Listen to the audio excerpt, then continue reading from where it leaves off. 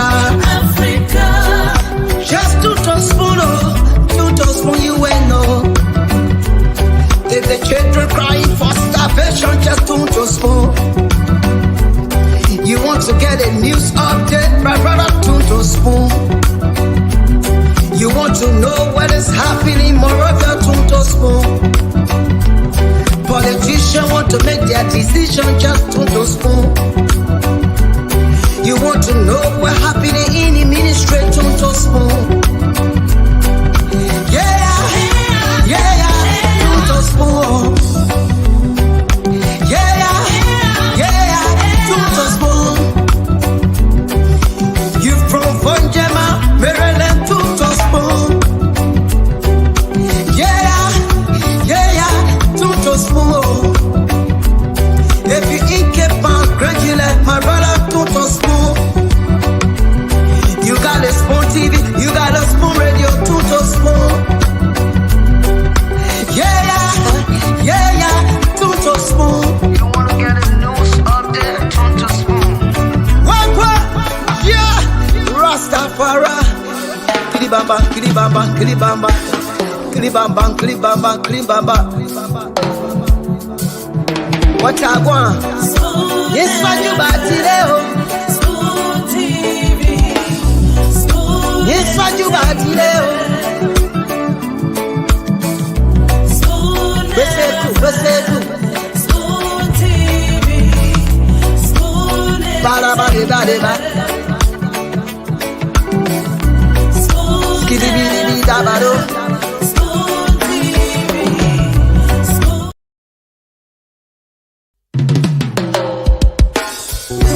Yes, sir.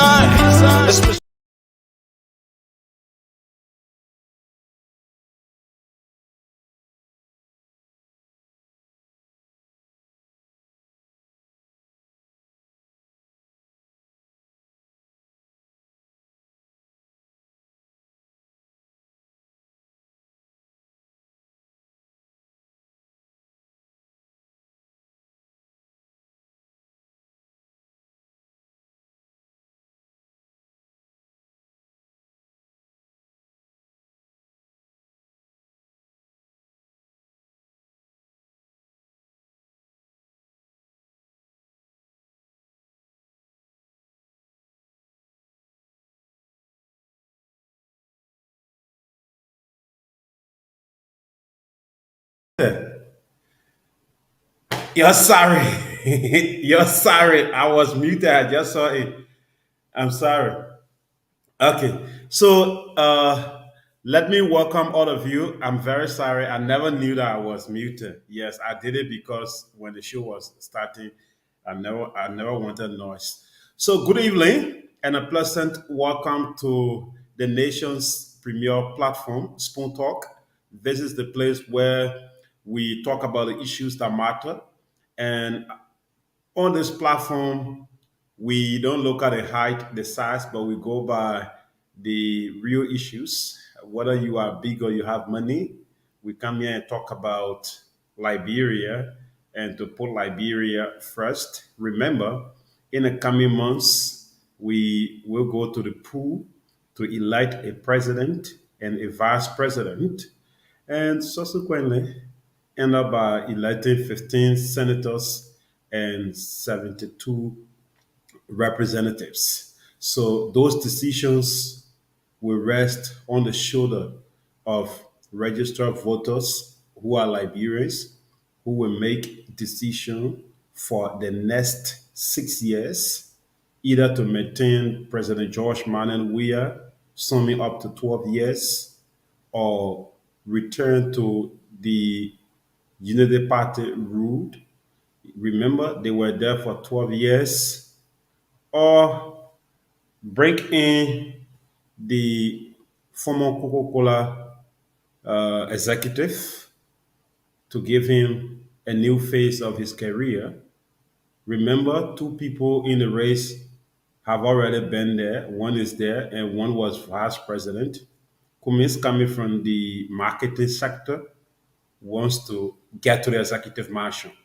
So we hope at the end of the day, the three most popular candidates, one will win successfully and continue uh, to impact lives. Return to the Unity Party route, maintain the CDC, or bring the Coca Cola seller to the presidency. Those are the decisions that Liberians have on the table right about now. So let me bring in the doctor who will be here till the rest of the team join us. Hi, Uh, Good evening. how are you? Well, God morning me, oh, I'm okay. Okay.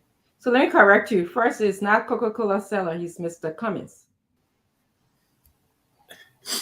You know, there is something in journalism called backgrounding. Backgrounding has to do with highlighting Dr. Richardson. Who is Dr. Richardson? If you are writing a story or reporting on Dr. Richardson, you're not going to jump strictly and say Dr. Richardson, she's teaching in the University of Liberia. At first, you have new readers or new viewers who are coming. You need to tell the people who was Dr. Richardson before coming to where she is or before becoming who she is currently. So if Dr. Richardson used to sell in the market, you better go back and background Dr. Richardson and then come to her real life. So in journalism, if you're reading stories, you will see that background is something they will give you the two, three paragraphs depending on the individual.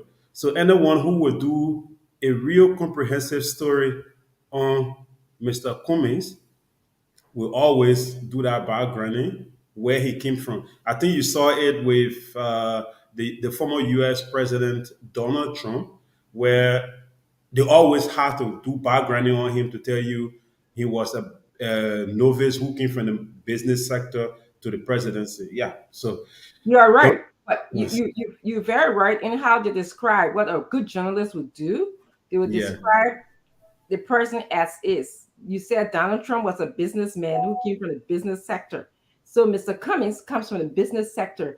He was the chief administrator at Coca-Cola. He's been at Coca-Cola for many years, one of the few black persons who were there. So that's the kind of backgrounding that I think you should be giving, as opposed to saying he's a Coca-Cola seller. Coca-Cola seller is But what was his cardinal function? The cardinal function at Coca-Cola is to do what? To his cardinal sell function company was oil? was to develop policies to interact with the government and make sure that Coca-Cola abides by government regulations. He was to oversee the financial officers at Coca-Cola to make sure that the marketing strategy was being very productive, was producing money for the company, and a whole other host of other responsibilities that he had there. He So was the in charge bottom of line at Coca-Cola is to sell Coca-Cola. well, the bottom line at Coca-Cola is to Mhm. sell multiple drinks. You don't know some of the drinks that Coca-Cola sell. It's not just Coca-Cola. That's journalism. You should go and research that. So I'm just saying again, at Spoon FM, the cardinal reason of Spoon FM is to broadcast news, programs, and so forth. And But how would you the call the person? cardinal, So the premier show, what's your journalism name for the, the other candidates? I didn't hear you call Sleepy Joe. I didn't hear you call the other people that are in the race I names. think, I said return to the Unity Party rule. Currently, we have three front runners, and among them, Cummings is the novice to the presidency. That's your He's the opinion. That's not journalism. no. I'm coming. Novice. I'm not. It is not an insult to say a novice to a position. It That means is Cummings that knows. is you are misleading the Liberian people. That's what you're It doing. means Cummings knows nothing about the executive mansion. Meaning he has never been there. And Joseph Buckeye, who you support, was there for 12 years. Oh, What advice did he give are you when he wanted linking to me leave with the about Unity corruption that Party he now? now says that he heals, that the corruption that he says is going to change? He was there for 12 years. He said he was a parked car. A parked car, No. that means he doesn't know anything about government. So 1 minute. My point here is if somebody tells you that James is a novice to the Liberian military, it means James has never been in the military. James has no knowledge about how things are run there. Like in 2017, President Weah was a novice to the presidency. James, And now he's not because he been there. Boakai been there. Boakai was a vice president. Cummings, where he Cummings was came a from. Parker who said he Cummings, squandered opportunities. yeah, a Parker, whatever we can describe it. But Cummings came from the Coca-Cola business where he Very has good. so many knowledge. Coca-Cola business. The Coming to Coca-Cola, coming Coca-Cola. to the presidency, Kumi has never served as minister or whatever you may term it. So he's the novice among the three top runners. So if we are talking about people who have been to the executive mansion, who worked there before, we're gonna point out Joseph Boakai, George Weah. They are the two outstanding people who at least been there. But Cummings is the novice among all of them. He has no knowledge about how the executive mansion is You being see, operated or I'm, how we may term it. I'm sure that Yeah, you so are. the novice is not an insult. You know, I'm coming. I'm not Liberians, saying when that you get it's not an insult, but it's very misleading. Just no, because it is someone, not mis.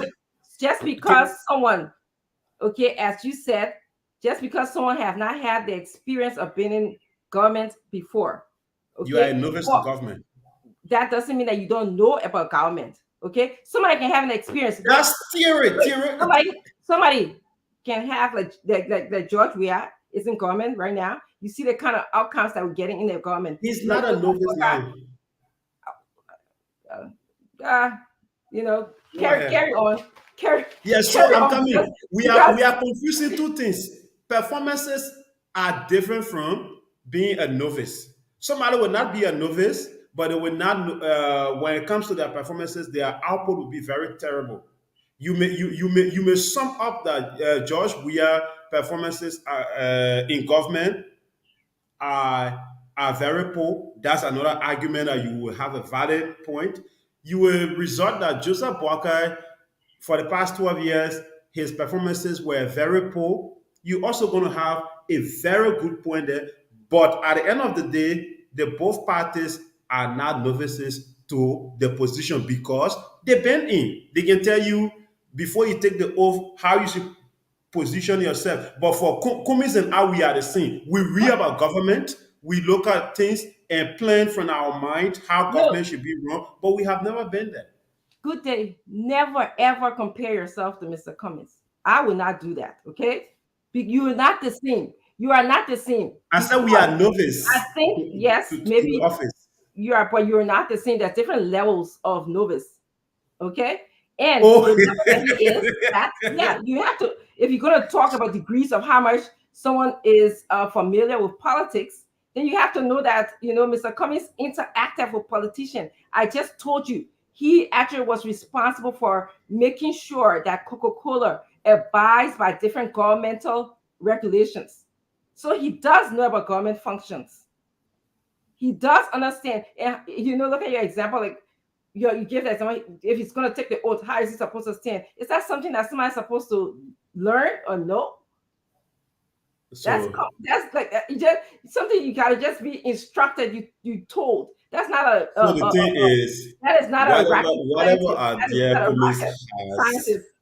But whoever anyway, he let's spoke, carry. Let's start the show. I ain't got time to be going back and forth. whoever he spoke with, the reality is Cummings is like any other Liberian who has never been to that seat that George Manuel Weah is or to where Boakai was.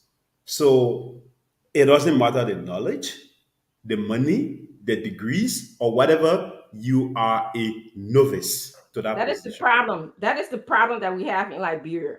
That is It's exactly. everywhere.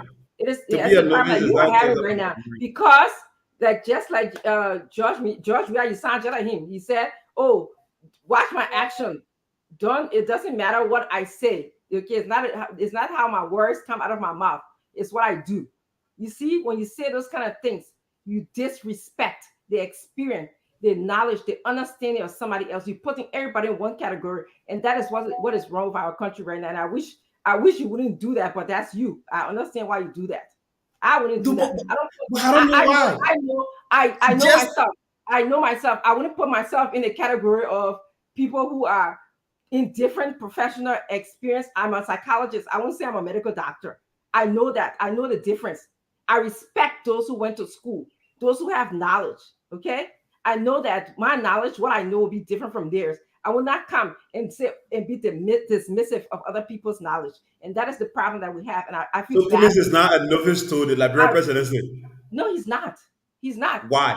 He been there. Mr. Cummings, only you don't have to be. You see how you're thinking, hey man. But you're not getting my point. My point here is the word novice. Now let's see playing free field with understanding. Just because somebody Cummings read literature. Cummings, he read. They see where I can open my phone and read. That's what he did. Cummings sat with people, they explained to him. But Cummings has never been to the position. So just Cummings because somebody has never sat in the so your logic is just because somebody have never sat in the executive mansion, that means they don't know anything about Liberia politics or government. No. That's not the point. No. I don't know what you're saying then. I really don't know your point. What is your point? Okay, my point is to if we describe someone as a novice, it means I'm sorry, to describe someone as a novice to a specific position, it means the person has never been in that position.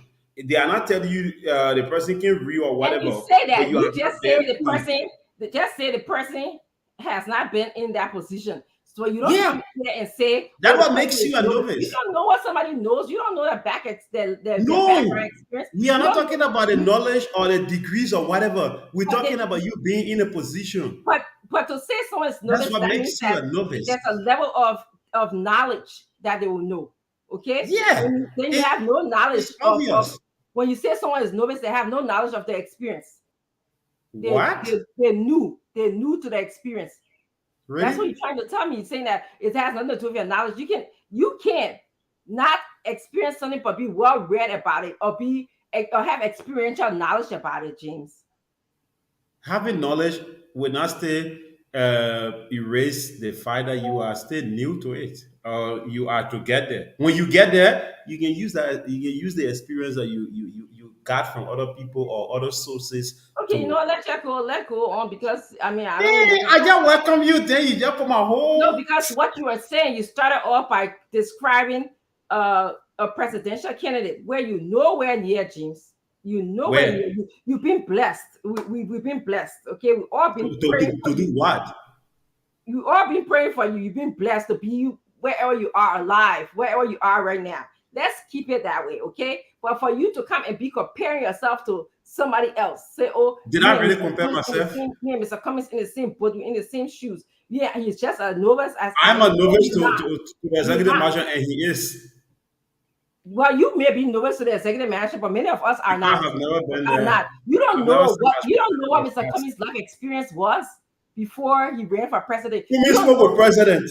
I spoke with president. Cummings spoke with ministers. I spoke with ministers. So that's good.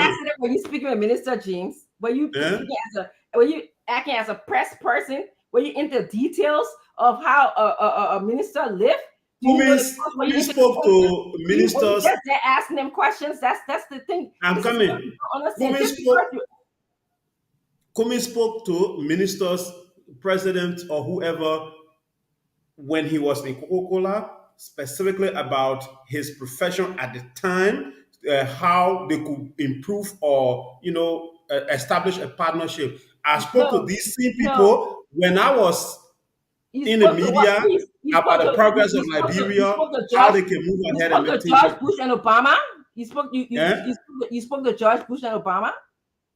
They were president, and those who I spoke to, they were president to president, not kings. Oh my God. Yeah. You comparing the roles and responsibilities of all presidents are the same, no matter what the country that they govern. So the president of America is more valuable than the president of Liberia. I did not say that. The roles, I read my lips, ROLE, the roles that they play in their country, the responsibilities that they have can be very different. Under the law, under international laws, every independent nation in the world, whether you have 5,000 people, the next person have uh, 10 billion, you have just one seat. You have one say when it comes to international says about a nation.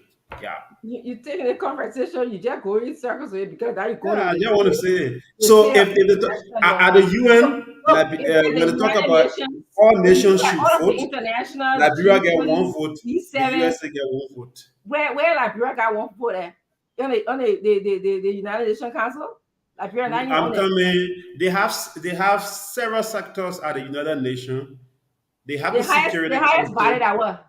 They have the Security Council. Okay, The Liberia on the Security Security Council. Council. There are countries that were privileged to be there. The five permanent nations are there, and then we can talk about the rest that join them. So the five permanent nation, America is part of it, Russia and so forth, they are part of it. And when the other four countries says, when the other four countries say no, America cannot say yes. So everyone has their right. So president is president. You are president of America, I'm president of Russia, you president of president. But if we talk about our output now, then we can talk about that. So But the you not move position, from putting presidents in Africa, Asia, Europe, United States in the same boat to now just going to the president on the they are Security Council. president. Huh? They are You president. not move? No, you Chief, that's what it show. That Why what you don't want to agree that Cummings is a novice? Everyone in Liberia knows that Cummings is a novice until he can get there. When Cummings gets there, then he's not. Until he's still a novice. you can say as a journalist that Mr. Cummings is He's a not in the novice. presidential. You can say as a journalist, instead of misleading people, you can say that Mr. Cummings is not in the presidential seat. Okay, but you cannot say You that. play with words. And what did you just do? What were you You just say saying? he's not there, he's not in the presidential seat. He's not in the What I president. Does did, not mean that he there doesn't is know the something function. called That the doesn't mean. editors in the newsroom. Eh? When you go, you writing your news now. Mr. Kumi James, has not been to look, the James, there's presidency, life so you know the outside. You presidency. going by. You so Your editor will just look for some kind of word that will erase all that thing. That time, everything that journalism you're is talking right now, everything you're talking about, oh, in the newsroom, journalism, be practical. Don't just. And I'm impressed that you're learning, and you remind me of one of my students who yeah, just started journalism in is school. time. Everything we talk about at time. Yeah, You I'm look at impressed the that you're time. learning. I'm impressed that you're Yeah. learning. So However, sometimes you see something, you got a far way to go, son. You have a far way to go. where you need to put two paragraphs, if you can use few words to just use one paragraph or one line, you cut it short and pull it there. The only way at time you see people doing these things, that is why they will tell you in journalism, most often when you use a word, because you have three type of people. I don't know whether I'm still on the screen. You see me? I'm seeing you. I'm Oh, seeing okay. you. You have about three type of people who will see your work, right? You have the middle class, you have the educated, and you have those who are not educated. So most often, if you use a word that is somehow people who are James, at can that you please level give will what going on understand in you, Liberia but you today? have to give the meaning. So that's why I Can you said, give the Liberian yeah. people? Can you give the Liberian people? Because I don't even know why I'm having this discussion with you at all. Give them Uh, what? just can you give the people uh what's the news in Liberia? That's what we're here for today. I don't want Liberian people to waste their time listening to your journalism experience. I just gave one that those three people, one will be president. And Joseph Barker, Ambassador Barker left Liberia today for the US. He's on his way for a private visit. I'm told he's also going to be meeting most of his supporters there in the US. Remember, they are on their way. And today, President Weah dedicated one of his trademarks that has to do with stadium, the mini stadiums he building around Liberia. I'm coming. 1 minute. stadiums, the mini stadiums that he building around Liberia. And so far, those are some of the trending issues. I don't know much. I did not get any update from the ANC camp. I did not get anything. I As don't know if, expected, you wouldn't get any update for the ANC camp why. because you support yourself, okay? But it's okay. No, Let's welcome our stop, viewers. Let's stop. welcome our The same viewers. way you people on the show will say something I support the CDC, and then you say you have the Fagon team, the team led by Fagon, including the CEO. They will come on and say, I am a supporter of the CDC. And then the ANC team led by Dr. Richardson will say, I am supporting Joseph Boakai. Okay, it means I'm good. So in life, when you see people confused like that about where you are or who you support or what you do, that's good something. People should never You have point any out other who you, news to tell Liberian people?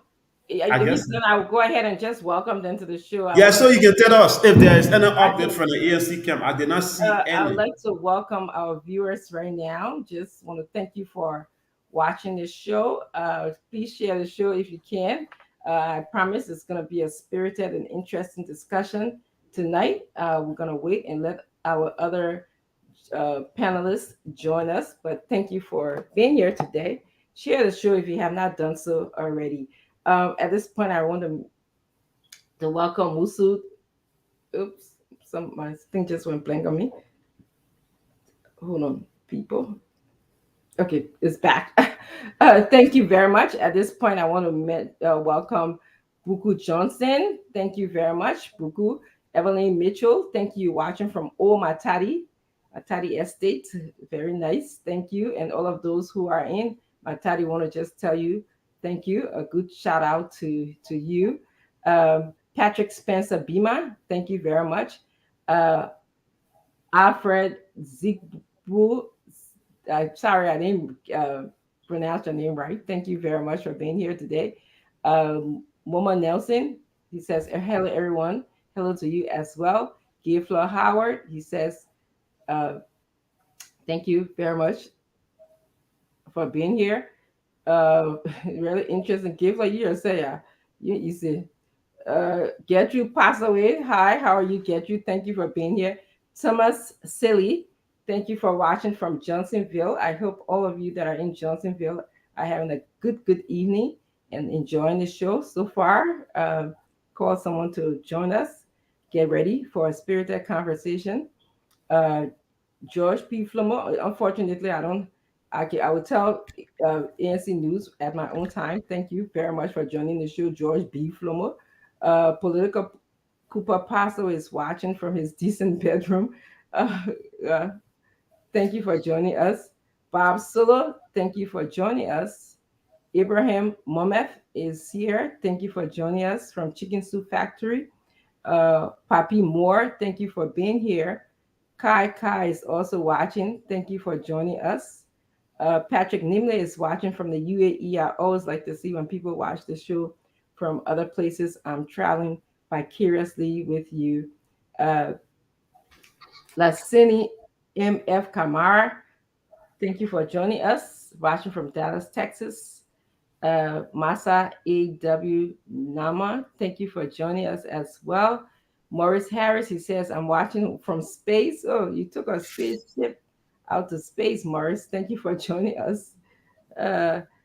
Nate K. Sibo is watching from Fox Knox, Kentucky. Military, huh? Rochelle Wayne, thank you for diagnosing me. Charles, who did I have? Charles is watching from Lanham, Maryland. You guys just amaze me on this thing here sometimes. Siaka Masale is watching from Dubai. Thank you for being here. Solomon Guet is watching from Minnesota. Thank you for watching. Kolu Laki, thank you for watching. Silly Kamar, thank you for being here, watching from, I think you say you're watching from Liberia, but thank you for being here. Strekado is here. Thank you. Hello. Zuba Dakala is watching from North Dakota. Thank you for joining us. It's always good to have you guys join us. Peter K. Finia is watching from Painesville. Henry Yix Dean is also watching. Better Better Kanga is watching. I'm sorry, I think using your data. Hopefully, the show will be back on soon, and then you will have to listen on the radio. I'm sorry, Better. Zeus Carter is watching. Thank you, Zeus Carter. Boyman Mensa is also watching from Upper Cardwell, Sand Beach Junction, District 11. Wow. Tells me your political awareness when you can tell me your district. Felicia Washington is watching from Iowa. Wow, that's a lot of people watching from Iowa area, Minnesota, Iowa, North Dakota. Really appreciate that. Francis Zawu is watching from Painesville City. Michael Dorr is also watching. Thank you, Michael, for being here. Rufus B. Gillen is watching. Thank you for joining us. Alfredo Don, thank you. And you got me at least laughing for a little bit. Yeah, you're right. Nit, I call you already. Francis Juma, thank you for being here. Israel Walmart, thank you for being on. Actually, just killing time waiting for the other birthday. No, I said no. Actually, I'm not mad. Birthday is just how I speak. I'm actually not mad. I just don't like when people talk tabata to me. That's all. Sometimes Jason PK is watching from ATL. I try to be very nice, but I don't like to speak down at people. Don't like to show, that my accomplishments. But I guess I have to do that. First, Boris Freeman, Okay. thank you for joining us. Rochelle Wayne.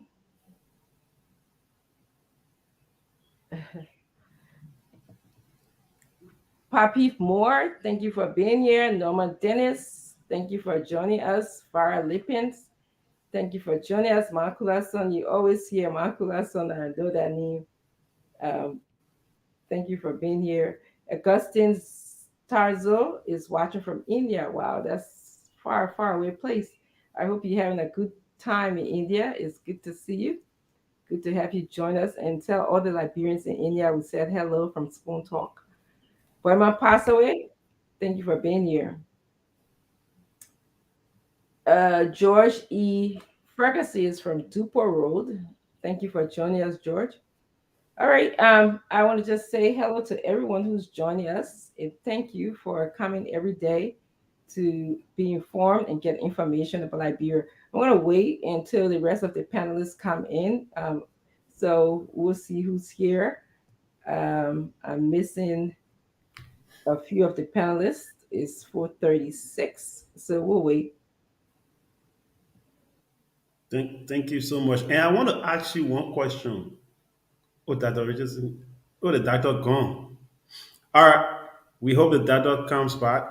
Let me bring the cream to the cream. The doctor is doing beautiful people propaganda for George Weah by having Weah image at her back. There is a propaganda technique called beautiful people that is using posters, images to send a message. Yeah, I was just saying something. I'm sorry. You are back. I don't know. You would say it is a book. I agreed, but that weird picture behind you there is another way of propaganda by marketing weird to show his face. I think you can cover it.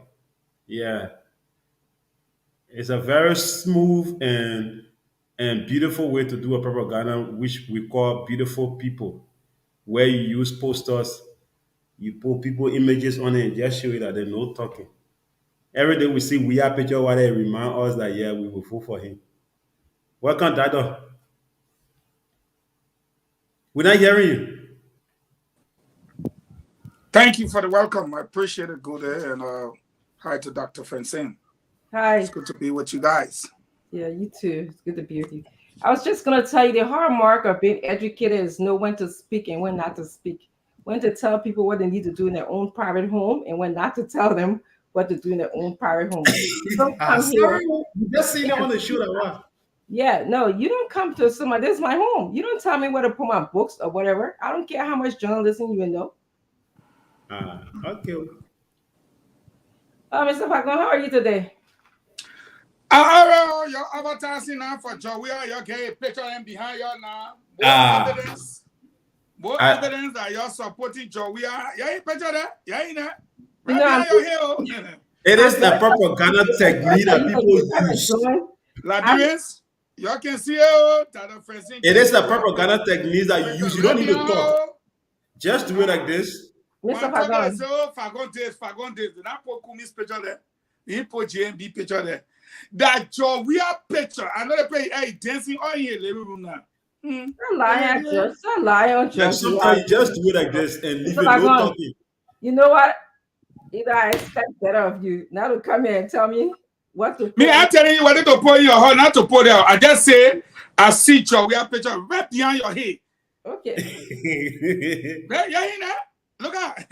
I know they play I ain't living room that person put my picture behind her head. You know what it means? It means I'm working. It means I'm working. Why she didn't put Kumi picture? And you were saying you soon get speech they feed it. Why she didn't put Kumi's? Yeah. I would take it like you're joking as always, you know. No, to be frank, Dr. Richardson, you are on a TV, right? Always, Mr. Fagon. I would take it like you're playing around. It's good. Because I'm sure you know. I'm sure you can decipher. What do you know that? No, I'm sure you can decipher. I'm sure you're wise enough to know. They want to decipher that. We are behind your head right now. But you know what? But you know what? It's only like somebody who's very simple, who know me every day. I speak for Mr. Coming to kind one day and see one picture or see Joe. We have picture and assume that I. And somebody that speak be English and say that is non-verbal communication, Dr. Francie. Yeah, yes, it is. No plenty the psychologist. And in propaganda, we term it as beautiful people. I just go take Kumi's picture. I put Kumi's picture behind me here. That already see for an example. The people too funny. They post there. That non-verbal communication. Left I go finish here. For example, one morning I just woke up. This is my house. I'm currently here, right? I put Kumi pictures here and leave it as sit. So I'm doing a type of propaganda technique that people call beautiful people. That when you walk in the street, you see posters, you see people all over. Meaning, I'm telling the people, this is the man I love. But I'm not telling you physically. When you see it, you know straight that yes, James is linked with Kumis. You see how you put hold in your own theory there. Let's my theory again, eh? Huh? Yes, so how you can do it. You talk about Mr. Cummings every day. Yeah, you can talk about Cummings, but the pictures are very deep to explain what behind a picture. Sometimes it takes you a year to explain one image. You just telling about that image. So, George, we are here right behind you there.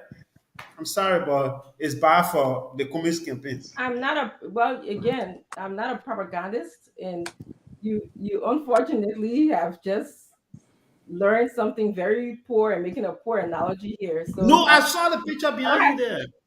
Okay, James, that's fine. You know, you can tell when somebody got small hair that they're trying to make insinuations about things that even, make sense. You just drawing insinuations just because you see a picture. Liberian people, even the people that my family people on in Liberia.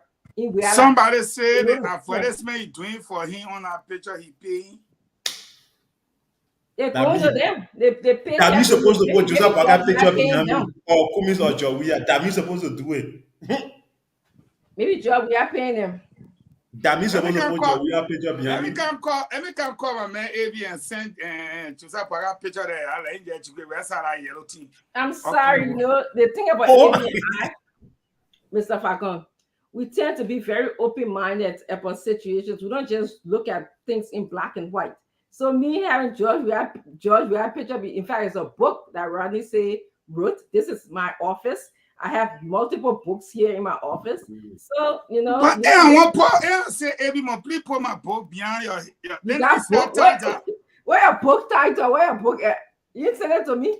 No, I come and get you the book title. Let me get you the book title. That's not wasting my time to take me so if I could. I beg you. Let's start the show, yeah. Today Friday, let's start the show. I will do. I just let the people they say you're spoiling data. That's true. The people can't even got free radio set to be the teacher. I'm telling you. So what's on your mind? What's on my mind today? Yeah. Well, I'm happy that you asked me what's on my mind. The first thing that's on my mind is to correct the Gonglo people. There you go. We're not starting. Yes. And the others will join us later. They claim they took a case, someone sued them at NEC, and Gonglo won the case. And they wrote, I shared with Stanton, that NEC threw the case out because they had no evidence against Gonglo. What I want them to understand is let that case die before you get into serious trouble. Because the law says it's either the person or the party. And whoever went and took Gonglo to NEC did not do a good job. Gonglo did not run in the 2017 elections. Therefore, there was no way for him to get 2% of the vote. The law says the person or the party. They should have taken the party issue to NEC. But they don't have to take the party. It is the law. And if NEC does not enforce the law, by banning the LPP, then the other brand goes to jail for probably 30 years. Why is that so? It's because that's what the law says. Gonglo is not in error. Gonglo did not break any law. It's the LPP that did not get 2% of the vote. Now, it's Gonglo that's running on the LPP ticket. NEC have got nothing to do with Gonglo but inform the LPP in keeping with the law. 5A1, which states, then they state the law, that it's either the person who did not get the 2% or the party. In this case, the LPP did not get over 2% of the vote. Therefore, the LPP is not qualified. Well, Mr. Falcon, when Mr. Gibson was here the last time, what did he say? I don't recall. He said Gonglo had won the case, and that's why I didn't bother, because the person who took Gonglo to court did not read well. You can't take Gonglo to court. Gonglo did not take part in election. Okay, that's Gonglo true. did not get under 2% of the vote. True. It's not applicable to Gonglo. Yes. It is applicable to the LPP. Yes. And if the NEC takes a decision, it will be against the LPP who did not get 2% of the vote. Then that's left with Gonglo to say, okay, I will do this, I will do that. But so let me ask you a question. So if Gonglo decides to run as an independent, it's not possible because registration is closed. That's true. So then his registration previously is null and void? Of course, it's not against it, it's the party that will be banned. Therefore, if you can't run on the party ticket, what ticket will you run on? You equally so cannot run as an independent. So what Gonglo will have to do will be to challenge the law in the Supreme Court to say that the Constitution say they saw intent of and no law made to, but then again they will throw him out because the case will not be against him. The law did not stop him. The law was applicable to a party, and the party broke the law. Well, it sounds like an interesting dilemma that NEC has to address. I would like to hear more from Gibson Giroux. What are his thoughts? But it sounds like, Gonglo might be in an interesting dilemma because you're telling me that he does not qualify to run right now. No, he's qualified to. He was qualified. but it is the party that he's running on, the LPP. It's why my family were on that party, Dr. Francine, and did not even get half of 1%. I understand. I understand. But what I'm hearing you say to me is that the fact that the registration period is over and he didn't register in his own name, he registered under the party. So at this point, it may be too late for him to do anything in terms of running. So that's what I'm hearing you say. It is absolutely late. Okay. Okay. So and that's why we started sounding the warning so that they would have paid heed to the warning. Yes, I do remember you talking about that. I thought he would have said, oh, this is the law. The law says either the individual or it's either or the party. I am the individual. I did not run. I never got under 2%. But this LPP took part in the election, and this LPP did not get even 1%. They got less than half of 1%, which is where the trouble is. And now you don't expect Director Brown Lasana to break the law to please Congo. And that's why we were sounding the alarm. Pay attention. This is the case. That is why you made big mouth and say, I'm not running. I don't want to be president. No, the truth is, whether you wanted to, you didn't want to, you got less than 2%. So you knew the law. But he made people like, I won't run. It's just like you bring somebody to eat. They're hungry at all. But they know you're not getting some of your food. Why are you cooking all that? A collard green? I don't eat collard green. I think I run my stomach. That lie. You won't eat it, but you know that the first thing will not get you some. And that's what happened with Uri. So again, the law will be applied. This has nothing to do with someone going to the court. This is the serious election law. And the Election Commission is expected to abide by their own law. No one has to go to them to carry any case. And that is why it is important, Dr. Francine, for us to know. Director Brown said, registration is not certification. You get registered to run, but you have to be certified to participate.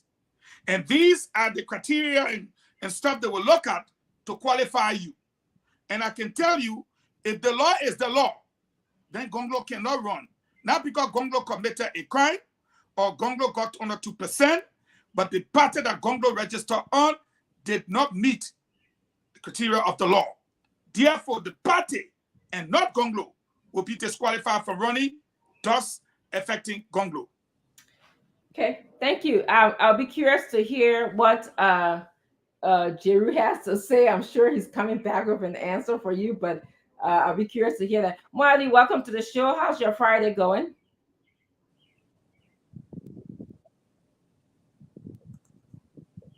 We're not hearing you, Mo.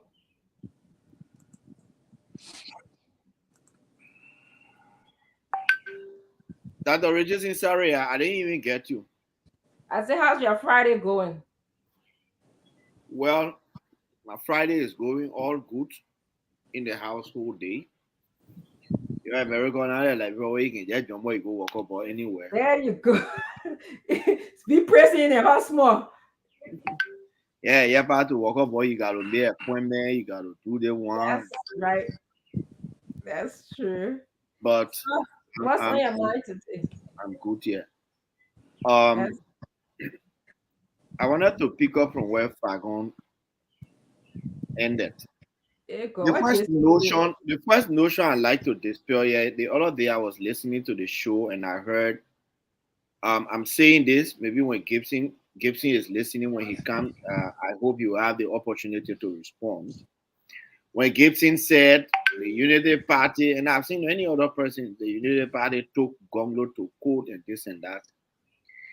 You know, the first thing is that we do not hide behind anything or anyone. If we want to take somebody to court, we will take you to court. We will not hide. That's why we have been surviving in Liberia and we are still one of the most vibrant political parties. The second thing is, whoever may have taken Gonglo to court, they were wrong from the very beginning. because that law is clear. If the person contested as an independent candidate, then it means that you can take the person to court. Congo has committed no crime. It is the LPP. If you took the LPP to court, then that's a whole different thing. But in my opinion, I don't even know why we should be taking people to court when the institution is there and they are supposed to abide by their laws. The laws are there, they are clear on the books. That is the reason why they have the period for registration. And when registration is closed, or in fact, when you go register, the form they gave you, it doesn't say candidate. It says aspirant nomination form. You are an aspirant. You get aspiring to be. NEC is the one that has the sole authority to qualify you. So they gave a period of vetting. That vetting, you got complaint period. If I have a complaint against anybody, I file the complaint. But it also is the responsibility of NEC to ensure that their laws are implemented. And I will tell you why. When we were taken to the NEC to be barred from participating in politics, the Unity Party and the ALP, there was one clause that says, in the Constitution, it says this, and NEC has the responsibility to ensure, I think it's Article 79, that NEC has the responsibility to ensure that political parties submitting their rules and their regulations should conform to the provisions of the Constitution. And so when we went to the Supreme Court said, NEC, you did not do your work. Even if political parties came and submitted a document, and that document says that document contravenes the Constitution, then you have the right to call the political parties and say, you have to do this right. That's why for NEC to accept constitution from political parties, their legal department have to go through that constitution to ensure that the constitution conforms to the provisions of the Constitution of Liberia. Marley, if I can, let me ask you a question. Because I'm sort of just gazing through the law right now. What does the fact that LPP has a representative in the legislature, does that matter? Does the law cover that? So from my understanding, I'm not a lawyer. Whatever interpretation we're giving here is whatever interpretation I'm giving is my own understanding and from some lawyer friends. Even that, there are confusions about it. But one top lawyer told me that the two things are separate, right? So if you contested in a presidential election, and I don't want us to restrict this thing to LPP because there are many other parties that fell short, even the MPC. Absolutely, that's what we have this discussion. So let us not make it like an LPP thing. If a political party feel a presidential candidate, and that political party did not obtain up to 2% of the vote, they are supposed to be barred by NEC for the next 2 cycles of election. Similarly, if an independent candidate, presidential candidate, does not obtain 2% of the vote, that independent candidate, that one, whether you go somewhere or you go anywhere, you the person, you will be barred. If a political party feel a candidate in a particular constituent, say UP feel a candidate in District 1, Montserrado County, and that candidate did not obtain 2%, the party did not obtain 2% of the vote cast in that constituency, UP will not have the right to field candidate in that same constituency over the next 2 cycles of election. No, I was asking, and maybe Mr. Fakong can chime in here. I was asking, so there's somewhere I saw, and I'm just reading fast, in the law that says that if the party has a representative or wins a seat in the House of Legislature, then there's possibility that they could. So that's where. No, I have the law right in front of me. Okay, go ahead. The word there is total. And here is what the law says, not me. Read it. Chapter 5A.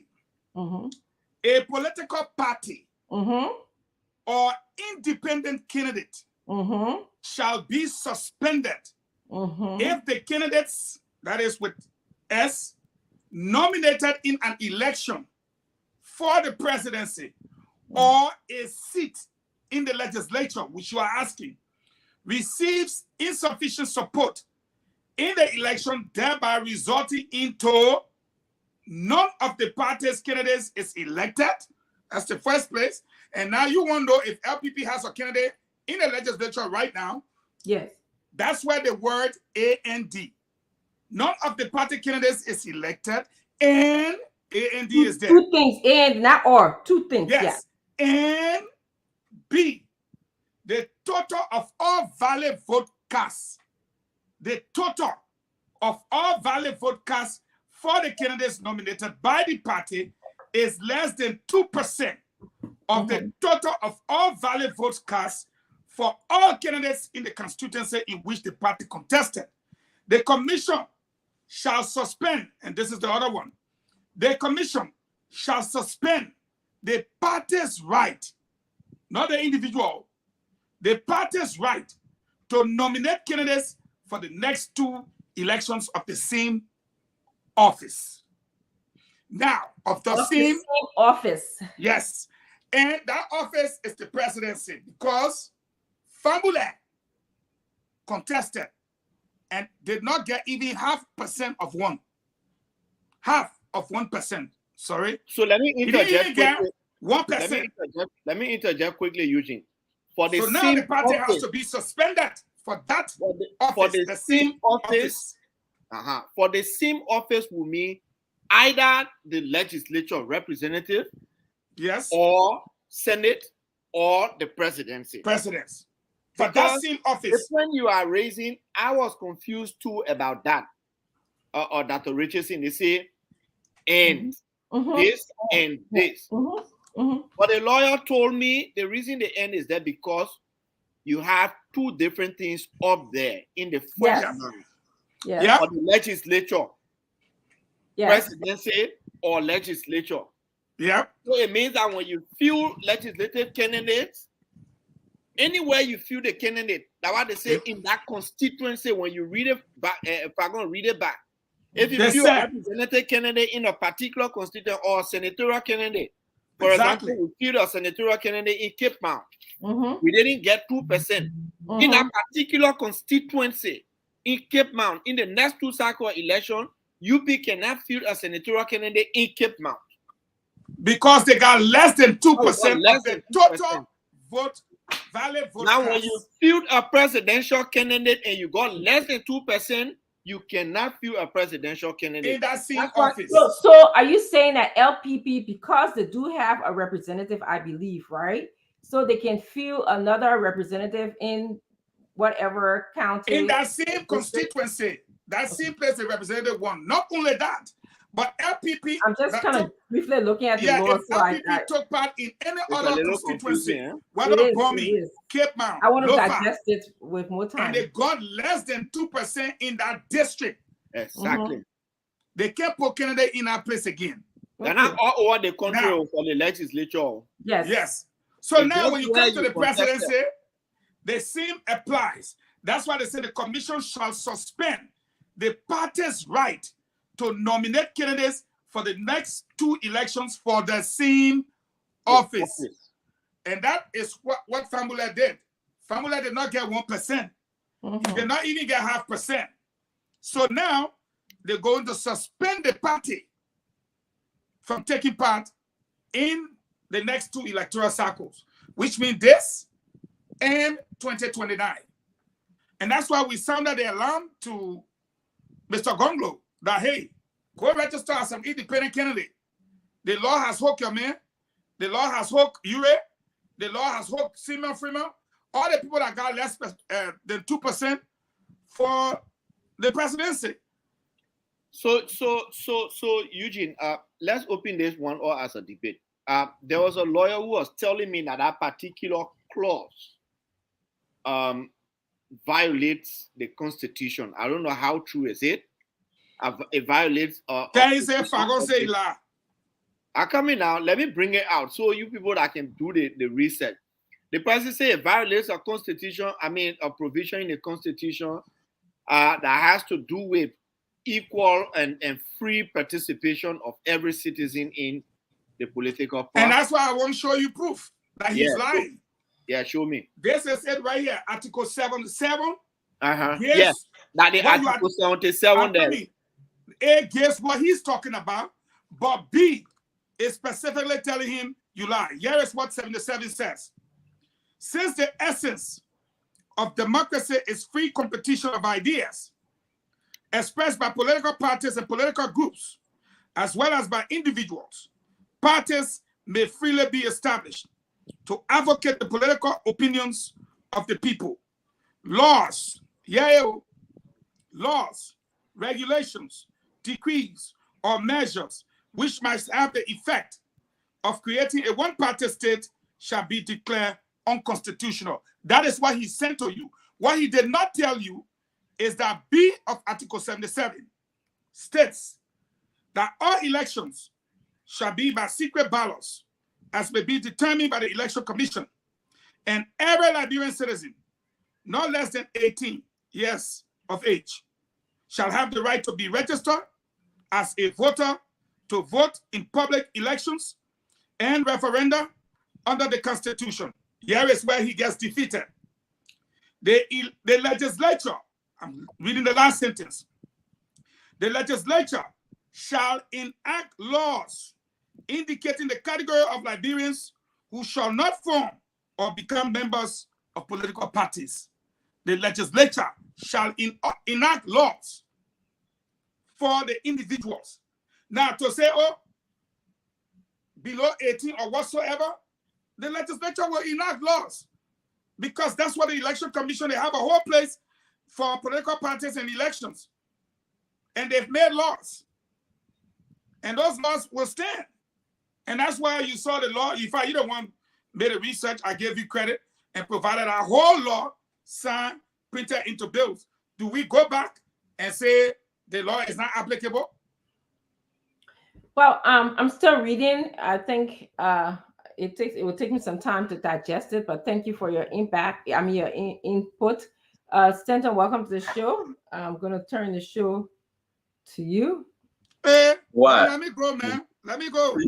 You're not going nowhere. You're saying right here. No, because actually I don't know why he's afraid. You're going I don't know nowhere. why he's afraid. Right, I don't know what you guys are discussing right now. But what I about to point in this, it will be double trouble. If I don't know exactly why he's afraid. I want the Liberian people to ask Fagon why he cannot. Anyway, let me greet everybody first before I get into it. Let me greet everybody. You want a duster to Kaza? Put a duster outside. Yeah, at least I'm not in Buse Quarter or Chicken Soup Factory. Put a duster outside. Bring it outside. What are you trying to say about the people in Buse Quarter? They are my people. Thank you, Papa. They are my people. They are my people.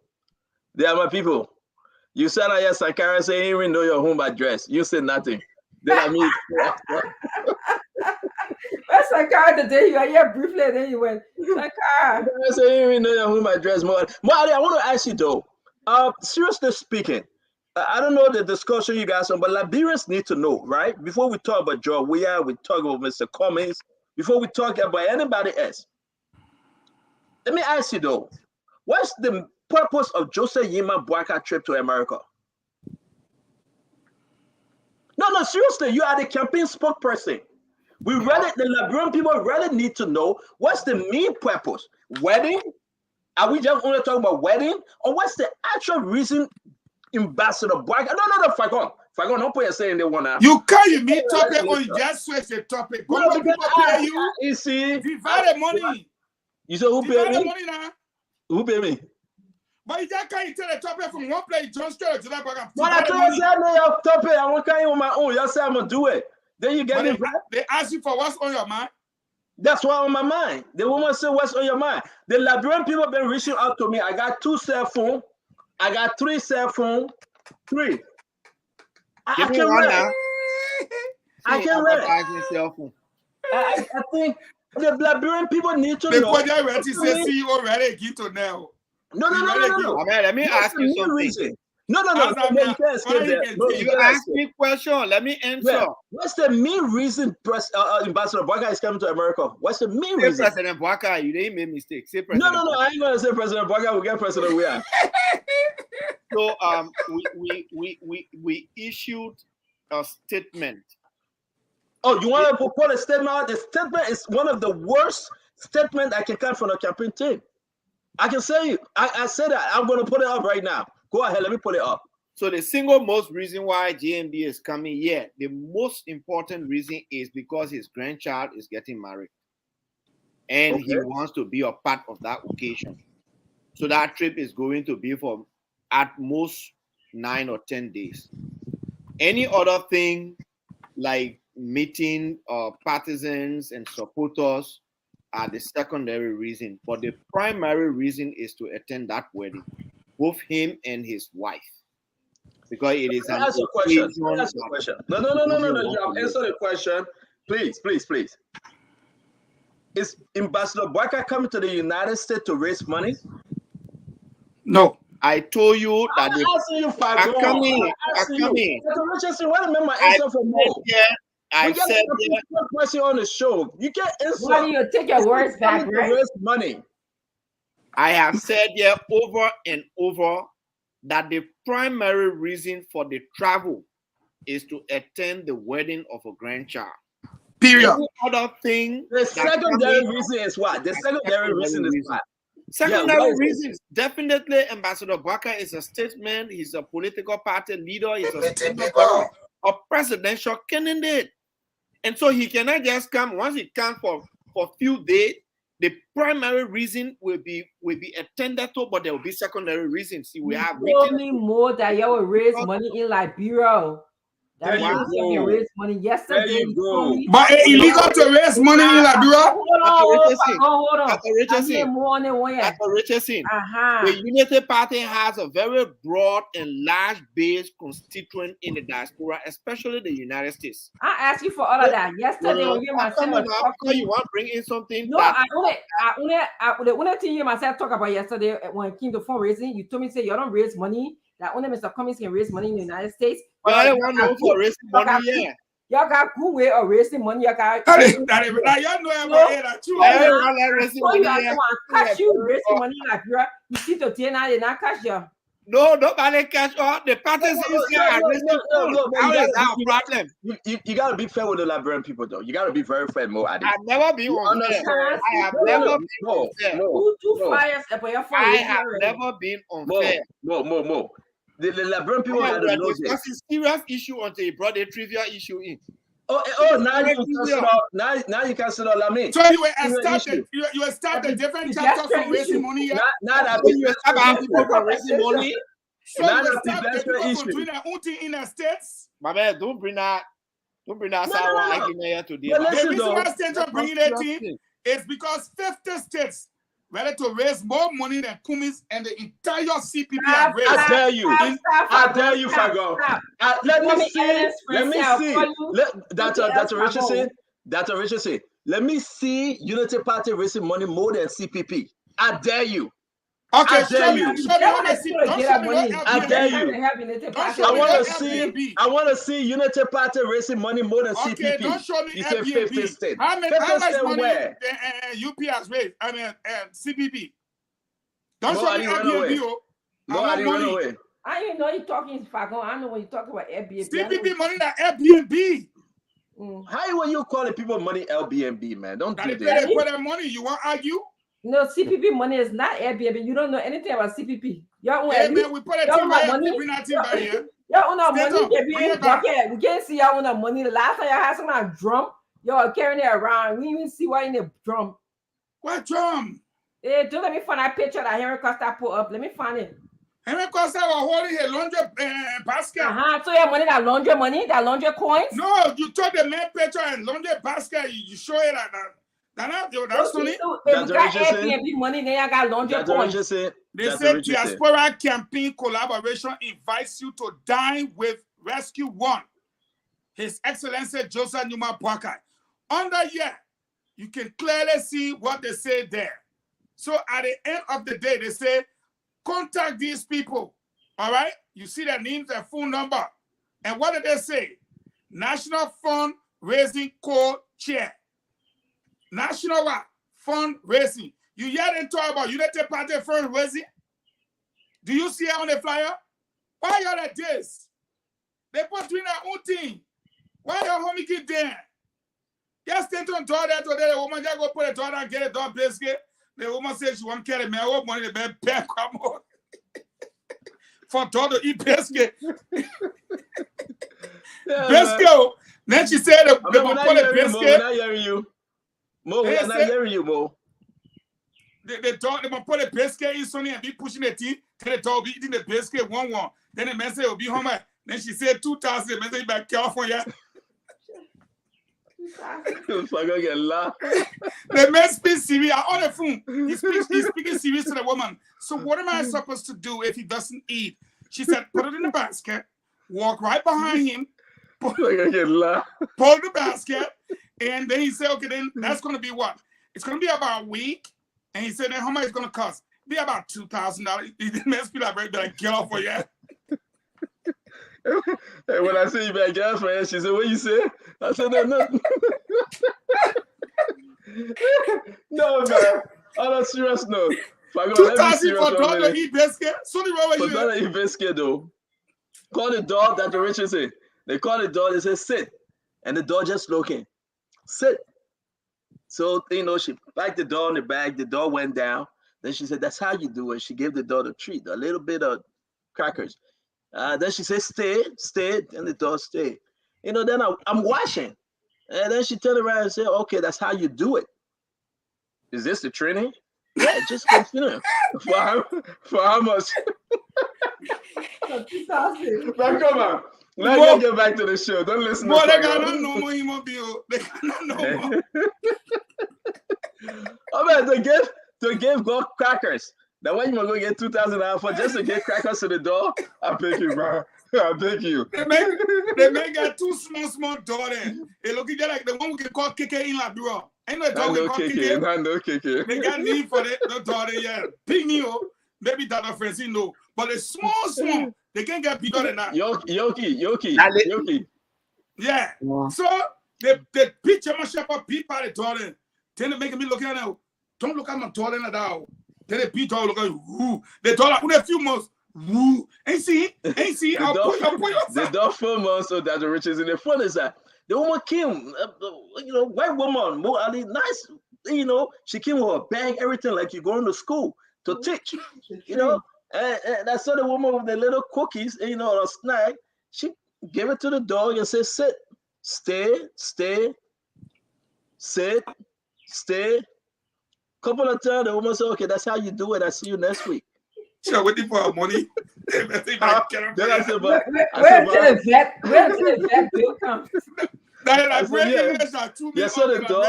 the dog name is Stump Witherspoon. You got to add your last name. So, for example, you're going to get a dog, say Aubrey Richardson. So, Abraham will have to add his last name to the dog. That's Richardson. You gotta recognize when the dog over the shop. More than man was speaking CV from Gecko. The man, hey, fucking hold on, okay? The dog trainer is here. Hold on, the dog trainer is here. I hold on the line. The man speak bunch of CV. The woman showing the man everything. Soon they call the man the money in the man say, look at that California. But I come back to the conversation, man. That's not easy. The top is not easy in the country, man. All our daughters in Liberia, they are free to run around, but over here, But anyway, folks, we are grateful to be having a wonderful show. This is what we do on a Friday. You see Mo Ali, he's all in his blazer, he's looking sharp. Mo, someone want me to say hi to you.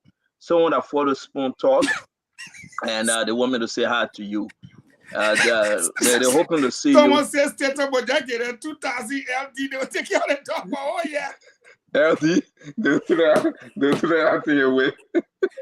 2,000 LD in Labrador, they'll take care of your dog. And the money for the pepper, chicken soup, fire coal. Oh, yeah? And man said, Jack gave me 2,000 LD. I'll take care of you for a whole year. But guys, sorry, man. Whenever I come on the show, tired like hell, but we have to have fun. This is the Spoon Talk. Let take us back to your discussion, Dr. Richardson. I'm done with President Ambassador. But why I'm saying President Bwaka? Mo, don't confuse me. I'm begging you. Don't do that to me. Yeah, I'm trying to say Ambassador Bwaka, and You're not making mistake. I'm not making a mistake. January 2024. So you just getting used to it. No, I don't want to get used to it. I want to say Ambassador Bwaka. I beg you, please. Not saying President Bwaka, President Bwaka. Folks, forgive me. I'm tired when I say President Bwaka. I'm making a mistake, please. But more, every morning you get out, that practice say President Bwaka, President Bwaka Senior. So why are we, Dr. Richardson? What's the topic for today? Ain't working in office. How you can call him? Ain't working in office. How you can call him Papa, Daddy? What? Nah, no, Chief. Yeah, Chief. Chief. That's all. But Dr. Richardson, a couple of things. Well, how you can call Cummins? Mr. Cummins. We're not talking about opposition. We're not talking about opposition leader, but you don't do this thing today, right? I used to call when you do those type of podcast. Kumi, Mr. Kumi. The fucking call ain't no Kumi. The girl can pronounce it straight. They gotta call him Kumi. Mr. Kumi. So while we discuss, let's discuss JMB first. From there, we'll talk about Mr. Cummins, and we end with President we are today. The Tehran folks are not on. Al Hussein Fadiga, where are you? You smiling? The man on it laughing, watching, laughing. He's smiling. I don't know why you're laughing for. Let's just talk about our country and the way forward. That would be the best thing we can do. More from your end. Can you give us an update of Unity Party and JMB, his trip and everything? Can you update us, please? My man. Day trip will not talk about plenty, so I will tell you. No, on anything, just an open update. Your campaign, team, everything. On the 29th of July, which is next Friday, I believe, we will be officially inaugurating, opening, or launching the Unity Party Rescue Center. That is. Do you have the picture? I'm sorry. I'll send you the video. Please play that video. It's the latest campaign song that blew the whole country apart. Stanton, you like that campaign song?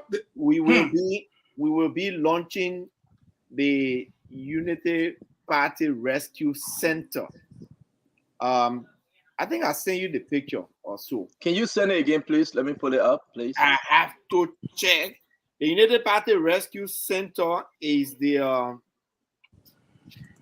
campaign headquarters of the UP, and it is going to be really, really a grand program. We will have our county chairs coming from all over to grace it. That is just the opening of the headquarters. And after that, we will, on the 5th of August, which is the first day of campaign, the Moserado campaign team, headed by the illustrious Senator Darius DeLon, I have to be checking for this thing, will be having a program. It will be a little program, little for Unity Party, but will be massive for other political parties. And that program will be marking the announcement of the UP campaign. Is going to be a great program. And so we have these two events lined up. But the opening of the rescue center is what caught my attention. And the reason I decided to talk about it is because, you know, Unity Party knows how to manage. Every day, Dr. Richardson then come here, what's his name? Gibson Jeru, I want to talk about him because I got secrets on Gibson Jeru that I'm going to pull out when he's on the show. They say we not get money, we broke, we this. But hey, we are managing, and we are going to have the most fabulous campaign headquarters for this year. And that opening will also mark the launching of the newest and the best campaign song by Sonega Diebo. I send that song to you. You must play on the show today. When you finish, can I ask a question, moderator? Yeah, I don't have what you sent me. Can you just send me everything again, please? I need to. I can send you the Do song. you have the one sent to your personal stuff? I can send you the song now, so you can be playing it for. I got it. I got your campaign headquarters. I got that mode. Just send me the song. I want you to put the campaign headquarters up. I want you to put the campaign. I'm listen to campaign song. I'll go eat and then I'll come back, huh? Oh, but we're having a show now. I would do this thing again. Listen to the UP campaign song. Okay, go eat quick now. No, she can't go eat. That's not right. It's not right to the discussion that she will leave. You can't hear.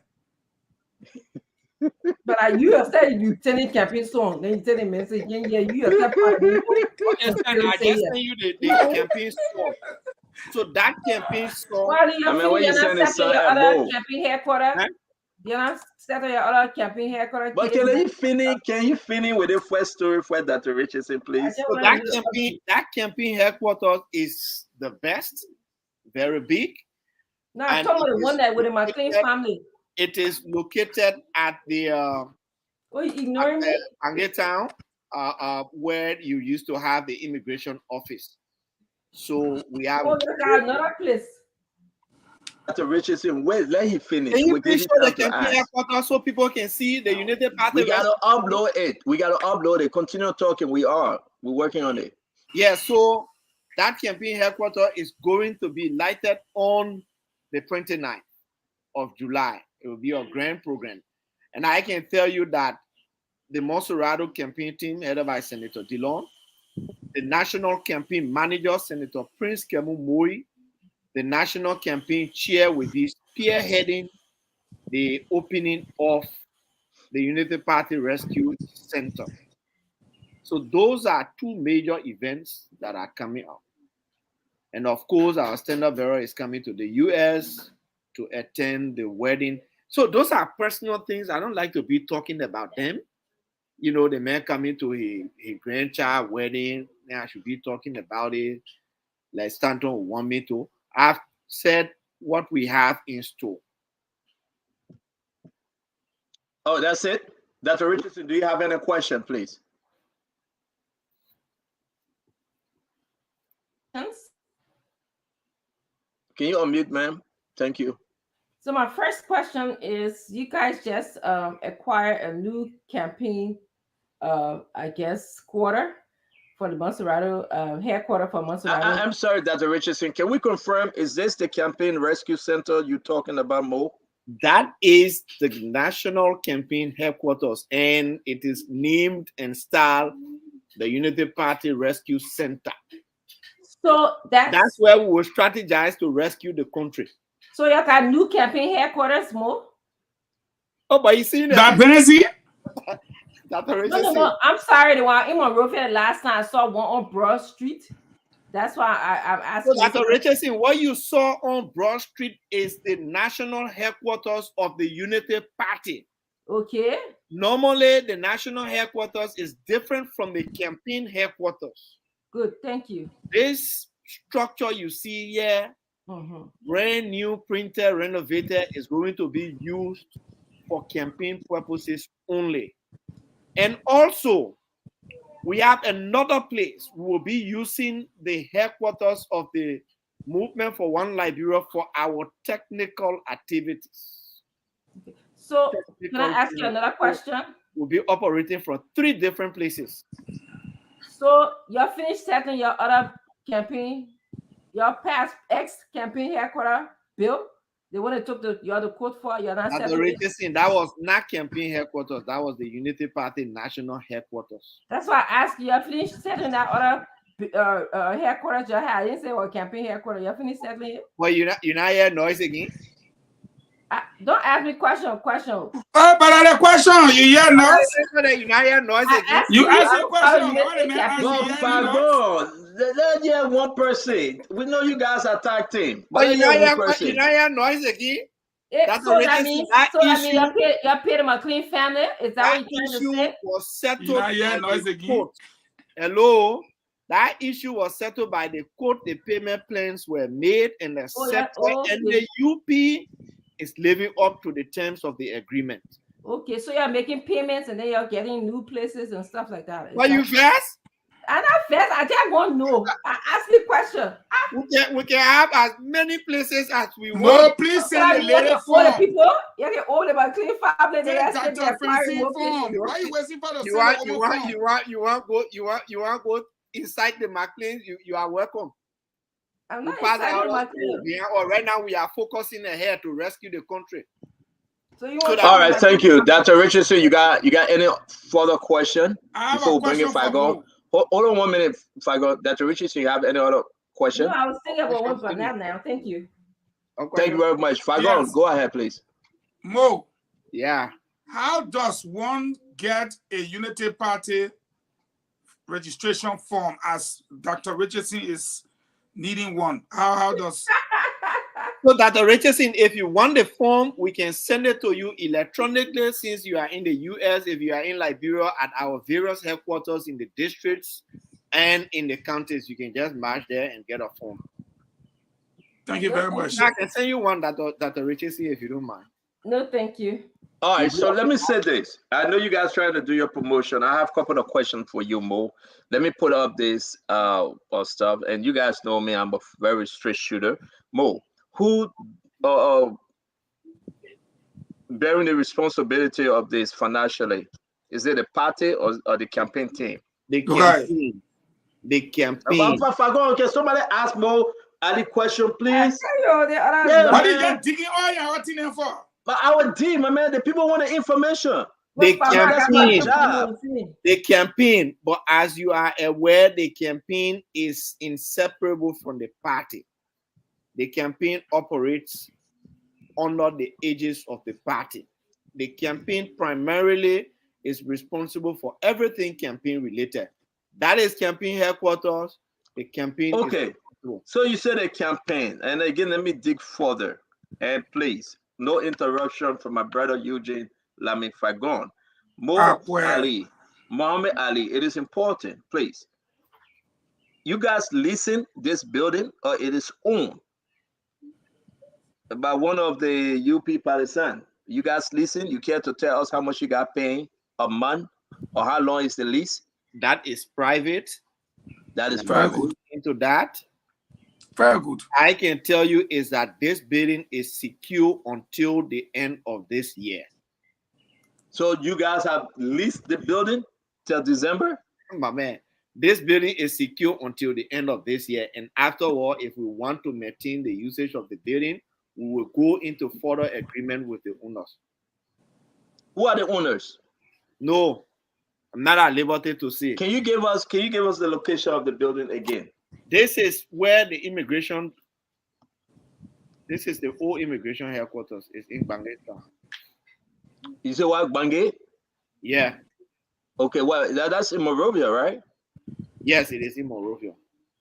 Okay, help us. I don't know Bangladesh town. Give me some direction. I want folks to understand if they're listening in Liberia. Give me a direction to get there. New rule. Okay, so you cannot tell us whether it is lease or rental you guys are renting for now. I told you this building is secure until the end of the campaign, the end of this year. So this is where the manager, Senator Yomdi Kanga Lawrence, will have her office, correct? Senator Lawrence will have an office there. The campaign vice chairs have office there. The campaign manager has an office there. The standard bearer has an office there. The vice standard bearer has an office. The campaign spokesman has an office there. The auxiliaries have offices there.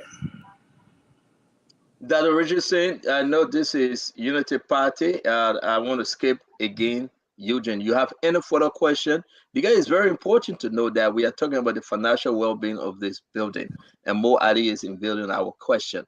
But you want to comment, Dr. Richardson? If you did. No, I don't have any other questions. Dr. Richardson, I get campaign headquarters, so she not get question.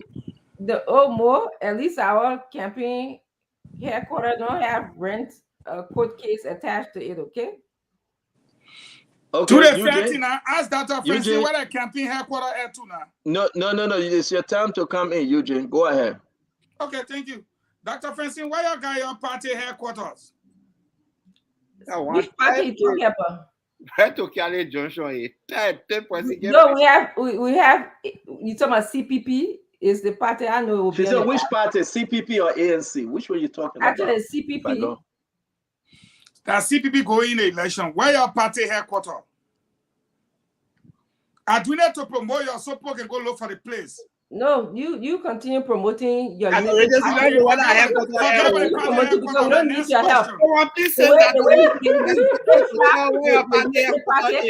Somebody send me the recording of Fagon on Somebody please send that to Richardson.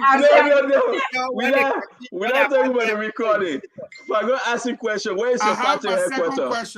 Fagon, no, can we stick to the first one? I beg you. And already see you know where the CPP headquarters is. Nobody need to send her message quick. I will protect that to Richardson. Mo, I will send you a picture of you being at the headquarters. You are not doing right today. I will protect that to Richardson. Dr. Richardson, the good doctor, special. I'm not. Where is the CPP party headquarters? I'm not going to answer you guys because that question is not good of good faith. You know, this thing coming out of Fagon mouth is not of good faith.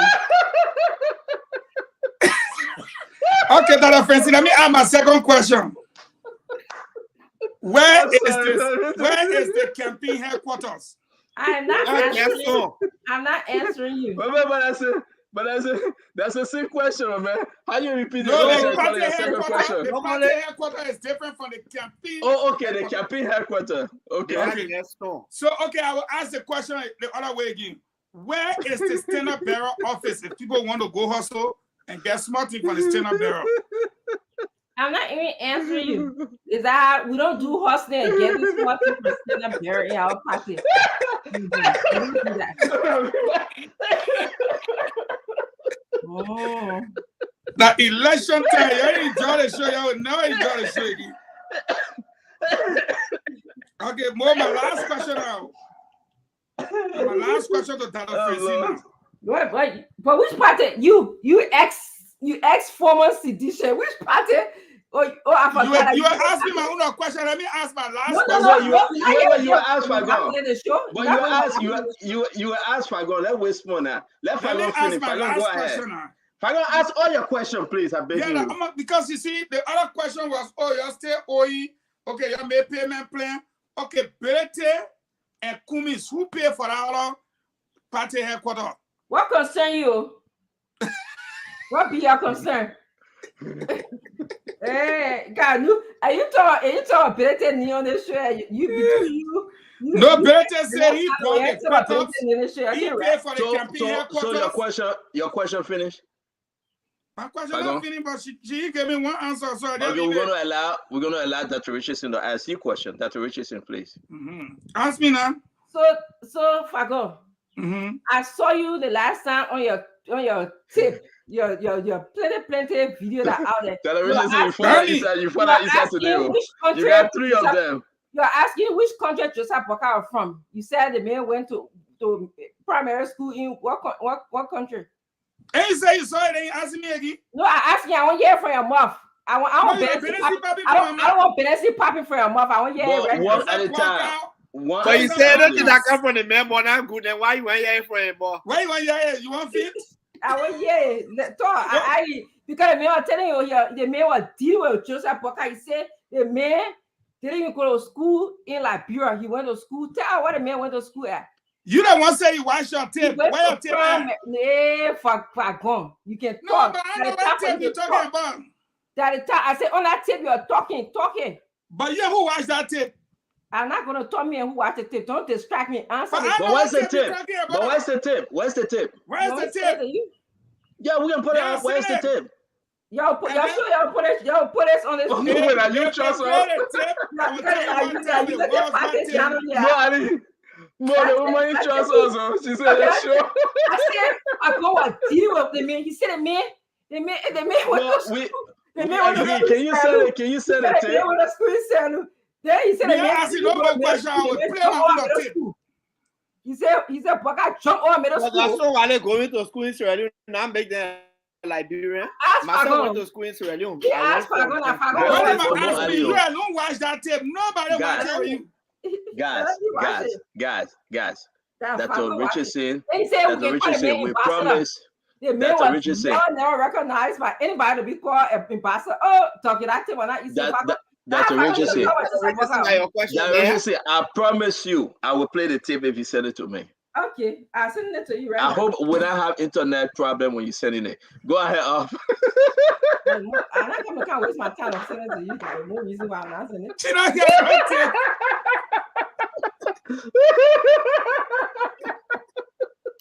No, that Richardson, sorry. What have you done? Send it. All right, so Hussein, welcome to the show, Fadiga. Good to have you. Yeah. Come on here, Fadiga. Argue like crazy too. And you say, Fadiga, you care to talk about our tape too? I can't remember. I got many problems. I'm the shy. Listen, nobody. I have not seen it. Nobody on the show have seen that clip. Yeah, what kind of tip? I can't remember. I don't know what kind of tip you're talking about. More than that, you don't want to ask me. You want to ask me a question? Ask your question. I will answer you. The two questions I wanted to ask, Fagon asked and you can't answer. You know what play your party headquarters is. You don't know who pays for your party headquarters. No, more on a serious note. Who pays for your own? That is more important. You don't want to before. You don't want to trouble before. You don't want to talk to court. So the audience should be asking who pay for your own place because we got in trouble. The reason why they taking you to court because your party chairman owe the country 6 million. That only in the Senate they can try a case. Yeah, whatever you say, at least he making payment plans. We gotta go back to the conversation. Just that making payment plan. That the law said once you make payment plan like it. Payment plan.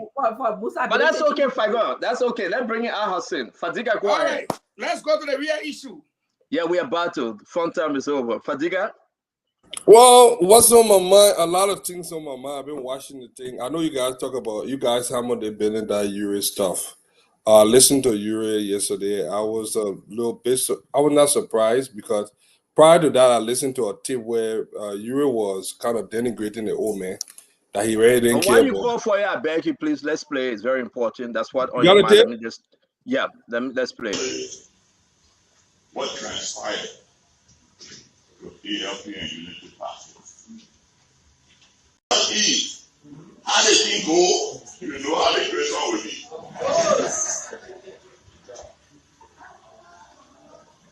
God is a wonderful God. He showed us these people now. If we have gone through this election and they would have won, they would have treated us like dogs. Then they all were faithful, propagating all kinds of lies. The last one was that we were at Boulevard Hotel meeting with government officials, men and me. They're not Nigeria, in Nigeria. They sit to Boulevard Hotel and people will bring their money to him. When I can go to Georgia every hour and tell him to go tell him I'm there. You will come. If I call you and tell you that the president can't see me, I want you to come. You will come. That's my younger brother. I got to go to Boulevard Hotel. In fact, the last time I was at Boulevard Hotel was 2017 when the ECOWAS president and we had that meeting. And I said at that meeting, we did not have an election. We had a selection.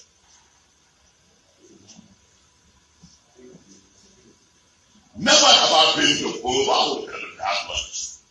They create their lives.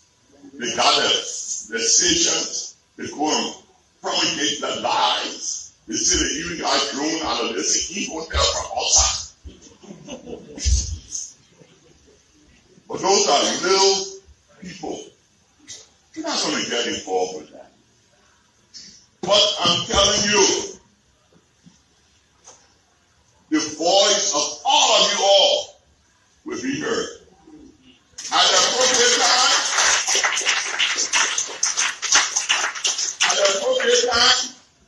we will meet and decide what we do, where we go. No one person must think we owe them anything, and we got to owe them. Politics is interest.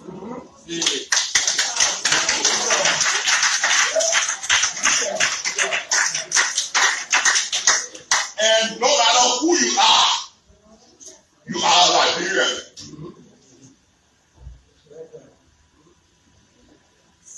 And we all sit. If we decide, if you decide, you don't go out the Unity Party, I'm not going, you can go. I would do that. But anywhere else, the party. I want you to take this away of Padika. He said the Unity Party treated them like dogs. Okay? And all the things that we'll get into, but talk to us and let's have some serious discussion on this. Yeah, when I listen to Mr. Yuri, like I listened to Costa, it comes at no surprise. I was a little baffled at the way he came out, but we expected this sooner. Rather, we expected this sooner. It happened later, but I've listened to another tip that is probably not circulating right now, where Yuri was denigrating Boyka, and that tip is out there. For some reason, those that have it do not want to share it. They do not want to put it there, but I know it's circulating within the realm of the ANC. They have those tips. And I know. I won't call the names yet, but I listened to it myself. What I do know is politics is not just about individual interests.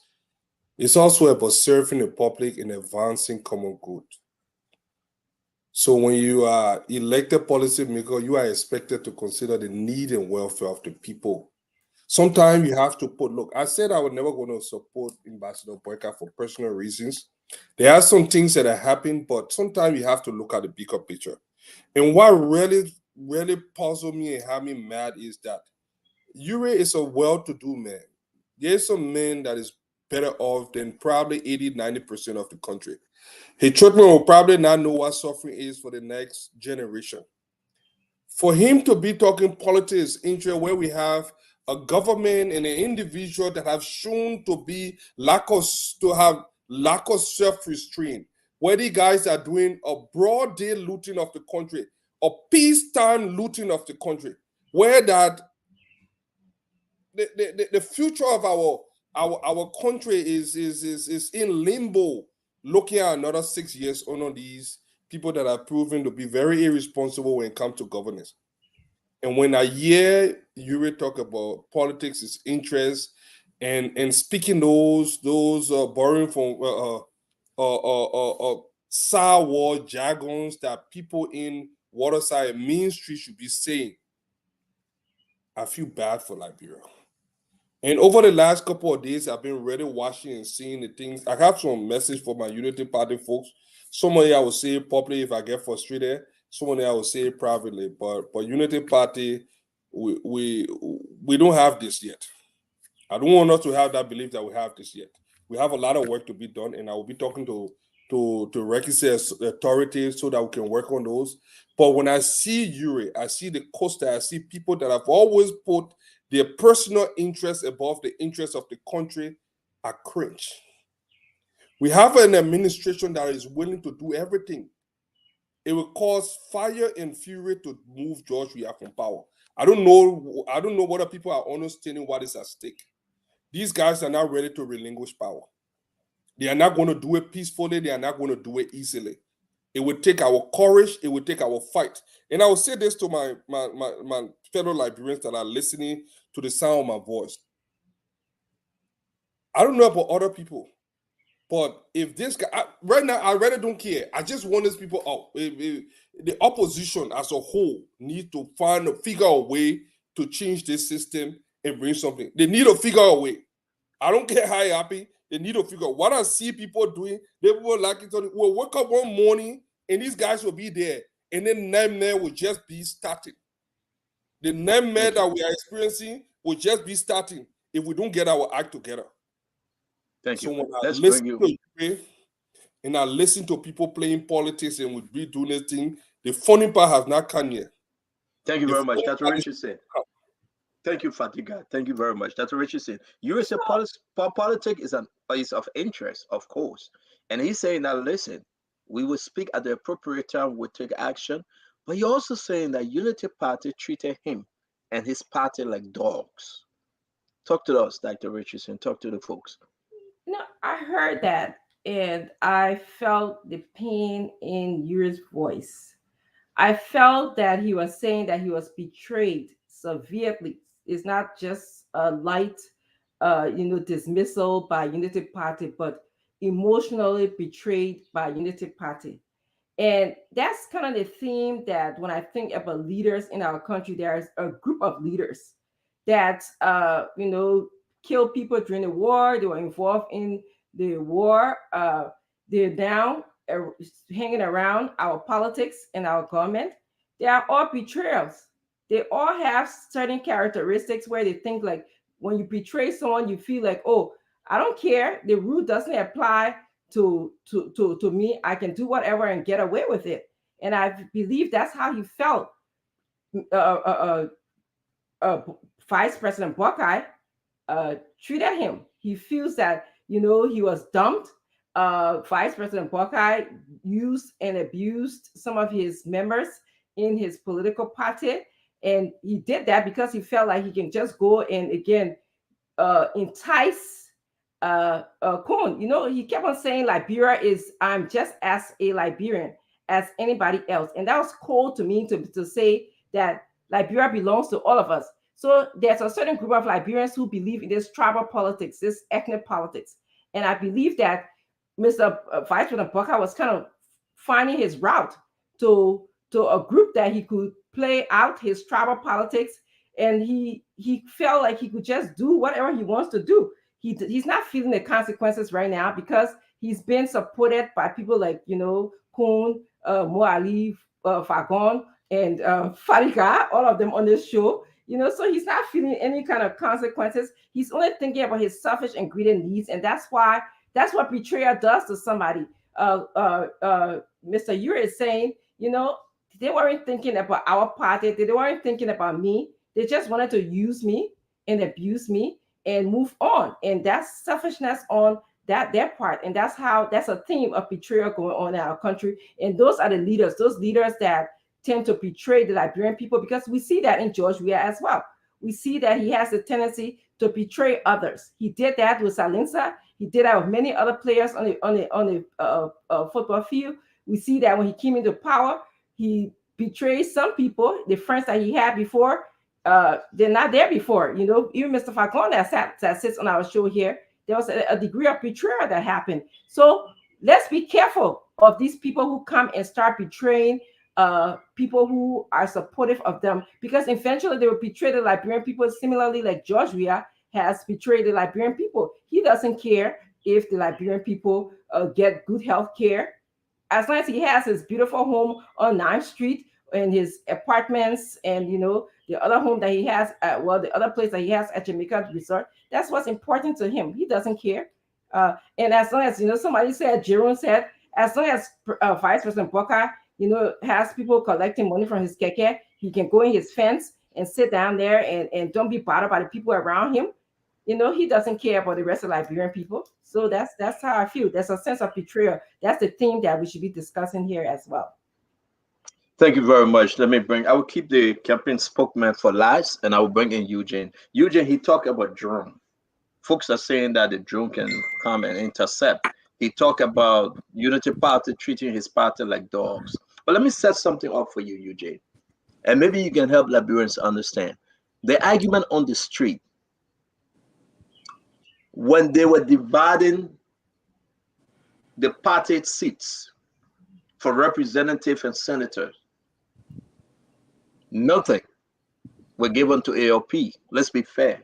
We can say what we want to say. It was Unity Party, MDR, Liberty Party, Alex Tyler Party, and what I heard from the ALP camp, listen, Stanton, even Costa, that said he was going to run against Sir Joseph, they took that seat for him and gave the seat to Wilmot Pay. They took everything from ALP. Let's put the joke aside and be serious for once. Are the argument in the right place that since 2017, this Bernard Ure stood with Joseph Yeman Boakai, fought a good fight. He was a loyal general on the battlefield.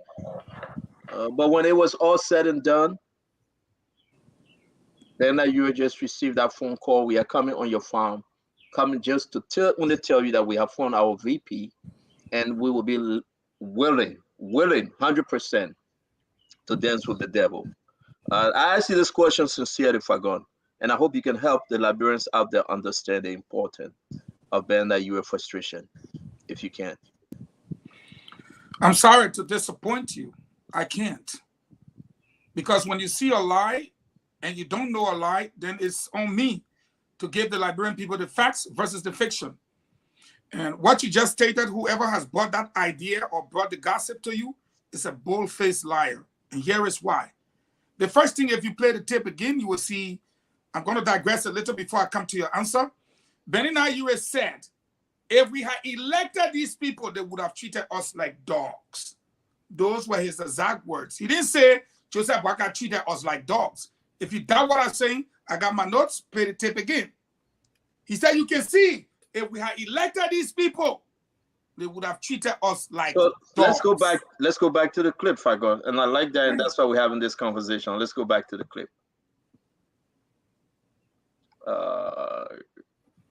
There we go. How the thing go, you know how the question will be.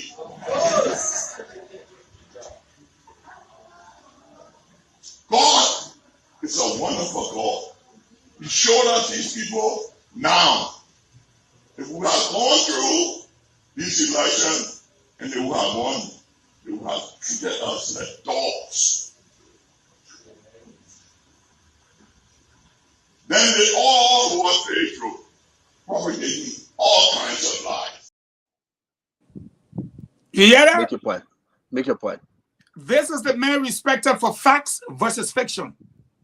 If we had gone through and we had elected these people, that's an if. That's an alternative if it had happened. Did it happen? No. Were they treated as dogs? No. Clearly, you can see he confessed. I won't see George Weah. I can go to him anytime. That's my late brother. I can call him anytime. I said, George, come here. That's how close these people are. I serve in the government. I know how they operate. I operated with them. I am an eyewitness, not an opinion leader. So I know the game.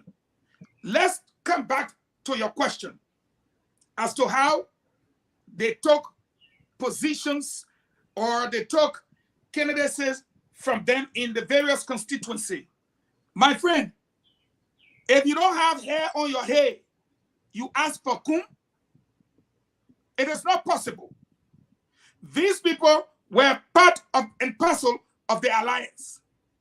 The moment they decided to do the worst and walk away, maybe the people who talking to you, Stanton, live in a place called Stupidville. But those of us who support Boakai were very smart and sensible.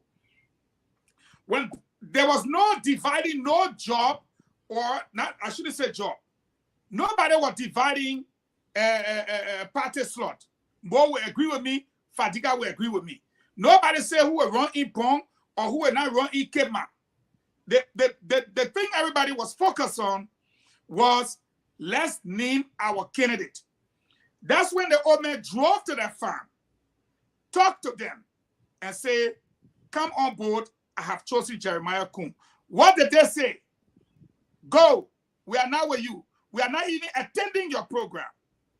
If they did not attend the program, if they did not work with UP, how is UP supposed to consider them for senatorial, or does it make sense?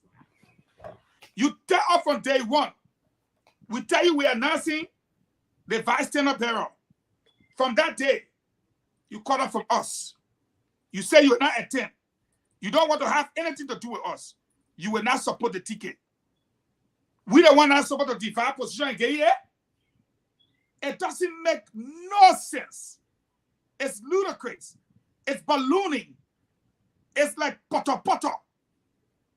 It makes no sense. So who walked away? Was it Joseph Parker that walked away? No. Joe Parker was the person that walked to them and offered them the olive branch and said to them, come on board. Let's do this together. They were the ones that walk away. Then they can't say, you didn't give us any senatorial or representative slot. Who's supposed to divide food and get you when you're not in the house? When you live in different places, we don't want to get you food. And he said one more thing. That he has never been to Boulevard Hotel since 2017. A businessman like you put up such a lie. Who does not go to Boulevard Hotel? But the truth is, he is the biggest betrayer. After he used Costa to spew out all the gibberish that he told Costa to spew out. And when Costa was spewing out all those nonsense, what happened? Theodore Bobo was sitting right beside him. Allah Hussein.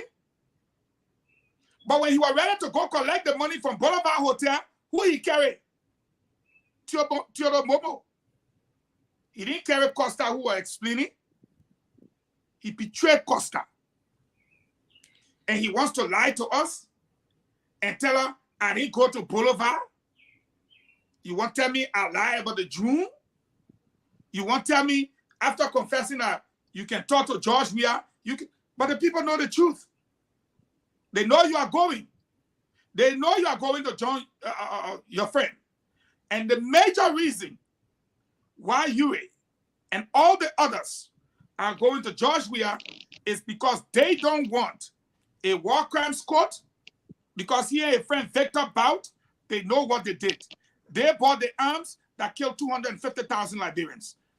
Because he understands that the money he took from Maritime, which he confessed to open the Lone Star place, has not been paid back.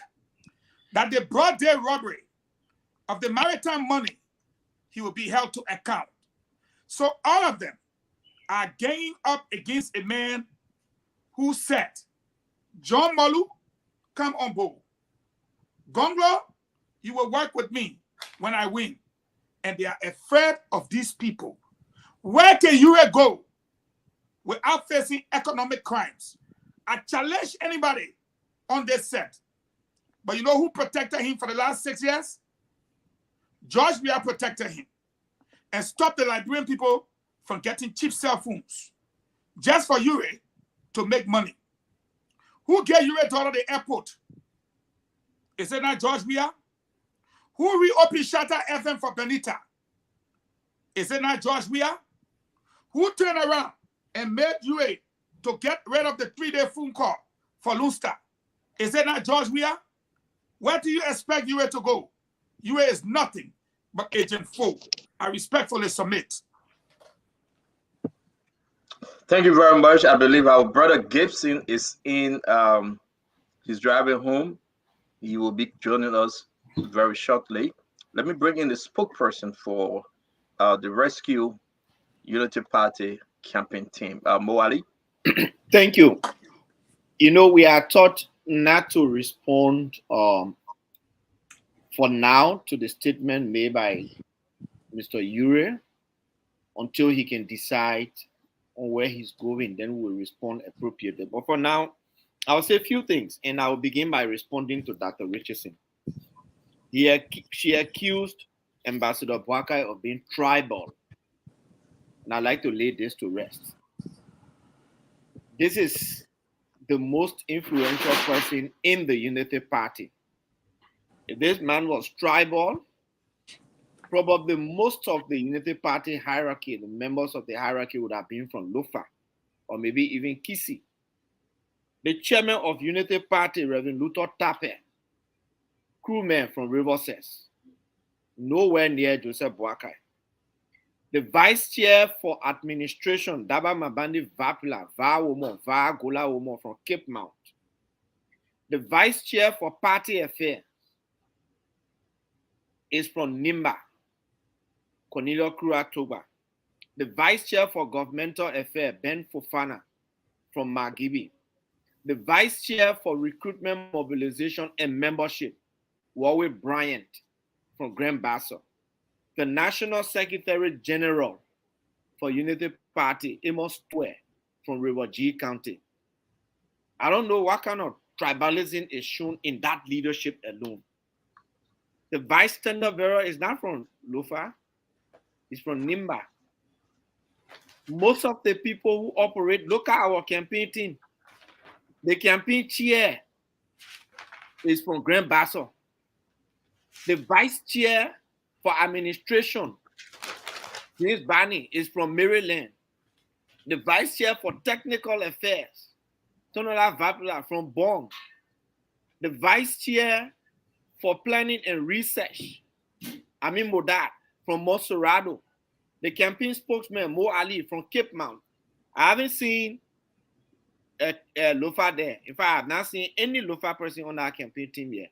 There is Bapulu. Almost all of the counties are represented.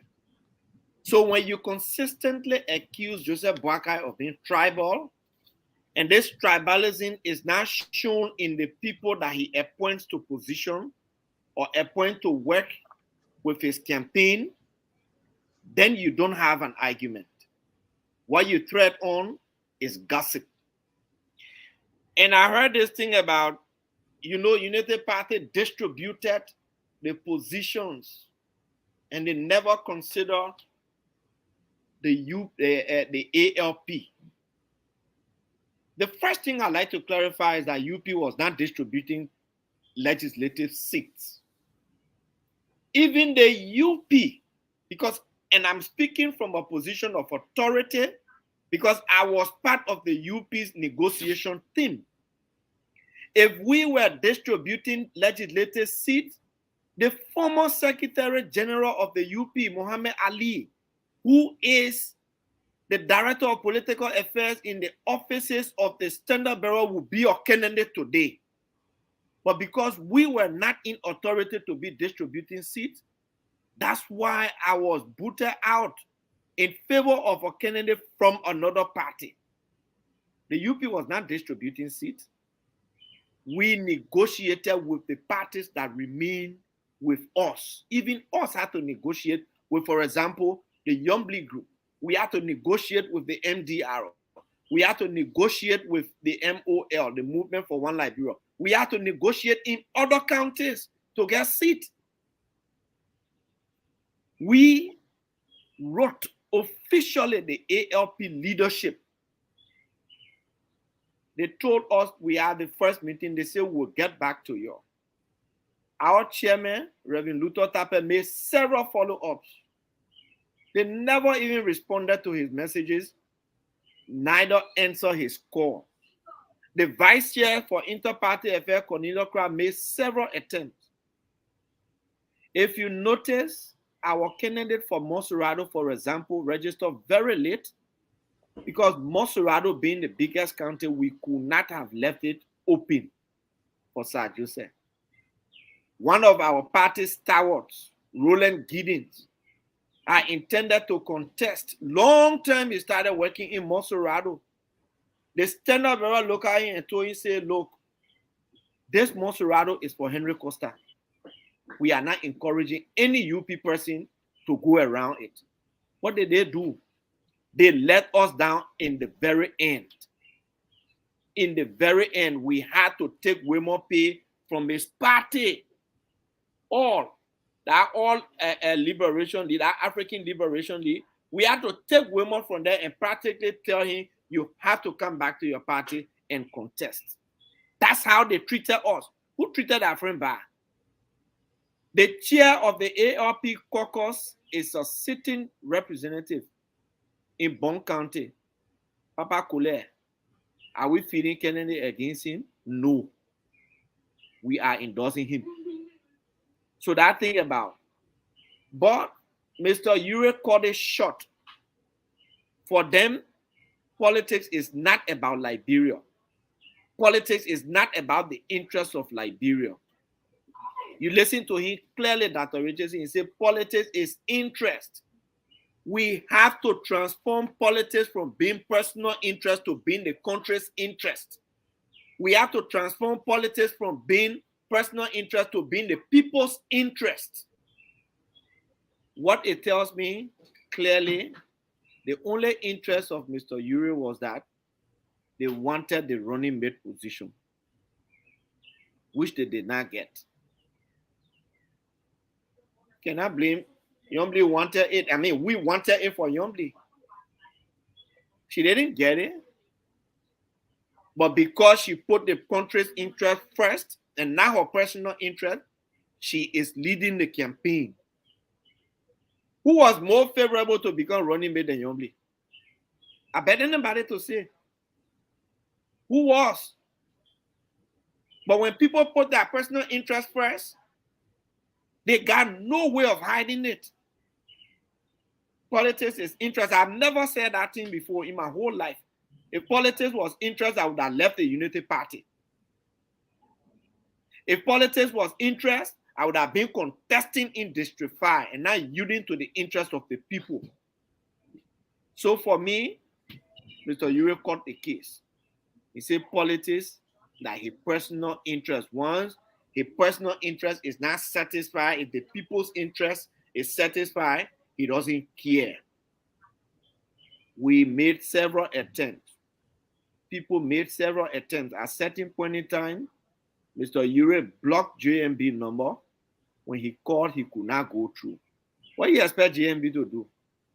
To be running behind? We have an election to win. That is the most important thing that we are concentrating on. That is the most important thing. And the people we brought on board, if we were users, why would Senator James Barney, a ranking member, chairman of the MPP, would leave them to come to us? Why would Senator Ahmad Jalal would leave the MPP and say, I'm supporting Joseph Boakai? Why would Ellis Tad, a political leader of his party, would leave and come to us? Why are all of the other big political goons leaving and coming to us? You think because we're putting personal interest first? No, we are putting the country's interest first, and that will be our paramount concern. Put the country's interest first. Thank you. Thank you very much, Moali. Dr. Richardson, I'm coming to you. Let me come to Dr. Richardson because it is important. I'm neutral, very independent, but Dr. Richardson is from the other side of the river, which is CPP. We'll give you the time, Dr. Richardson. We'll give you the time, Dr. Richardson, for you to respond seriously because I understand where Moali coming from with this thing. So let me give you that same 2 minutes or 3 for you to speak, please. So, Moali, I agree with you on one thing. Politics in Liberia should be about the interests of Liberians. But in the case of JNB, as you call him, and so I'm going to call him that, he has a history of promoting ethnicity or tribalism, and it's not a gossip, it is fact. Let's go back to when JNB in 2015 broke away from Unity Party and went to the People's Unity Party. And that had a motto of the support only Native people, Native candidates. Why would someone who wants to be in the leadership position leave the Unity Party? In fact, another betrayer of Ellen Johnson Sirleaf at that point, okay, go to the People's Unity Party that has a motto, only support only Native people candidate, all right? Number 2, in 2017, when Boakai went with Nukwe, what did he say? Okay, it was, this is our time. And the implication from that meant, this is the Native people time. This is not, it wasn't about the interest of all Liberians. It wasn't about the interest of all Liberians. I'll repeat myself again, as you said. It was in the interest of the Native people. And my third thing to you, what makes it factual, when JB was, I think, given the position of manager for LPMC in Lofa County, he didn't implement a systemic program that will support the entire Liberia. If you read your own record about JMB, they say he went and put light in, solar in Lofa County. I believe it was 4 in Lofa County, just for the people in Lofa County. Lastly, the last 2017 election, what county was the most county that voted for JMB?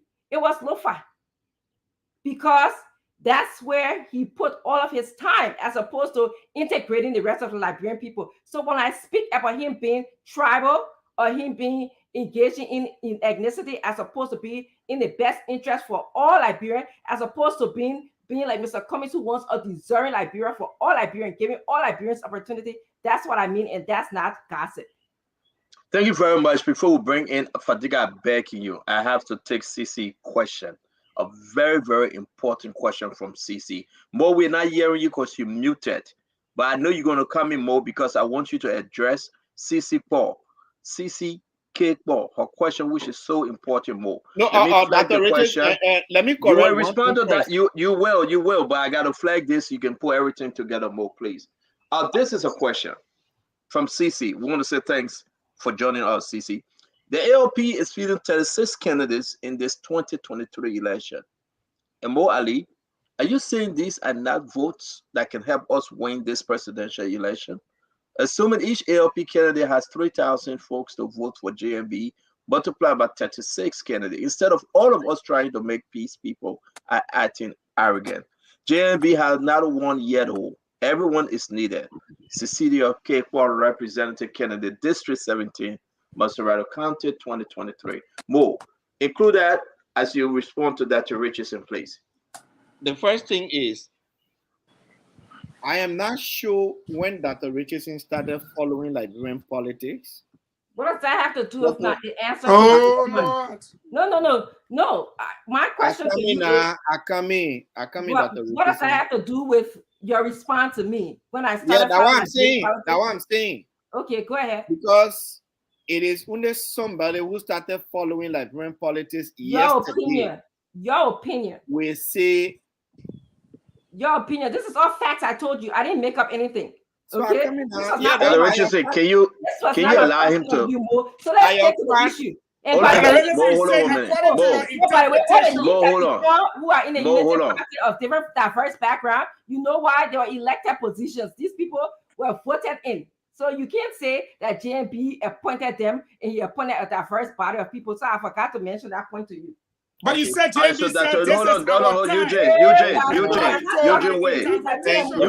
Eugene, wait. Dr. Richardson, I beg you, we're going to give Mo the chance now to reply. Okay? Mo, go ahead, please. So Dr. Richardson is your fact that I want to shred to pieces. It is only somebody who started following politics yesterday will ever say that JMB. Stick to the fact. No, because you're very good at attacking people personally. You don't stick to the fact that I gave you. Now you come to tell me. But can he finish? The pieces. That's how you win arguments. You don't win arguments. Stick to the fact. So I'm shredding your facts to pieces. For you to say that JMB left UP and went to, how you call it, People Unification Party, means that yesterday he started following politics. That is plain and simple. Since JMB became member of UP, there's no time that he has ever left UP. Nukwe and others founded or established the People's Unification Party. 1-0. And JMB has nothing in it. Anything you hear that gossip, that waterside talk, that sour talk. JMB was vice tender bearer for UP. So how did he leave and go to PUP?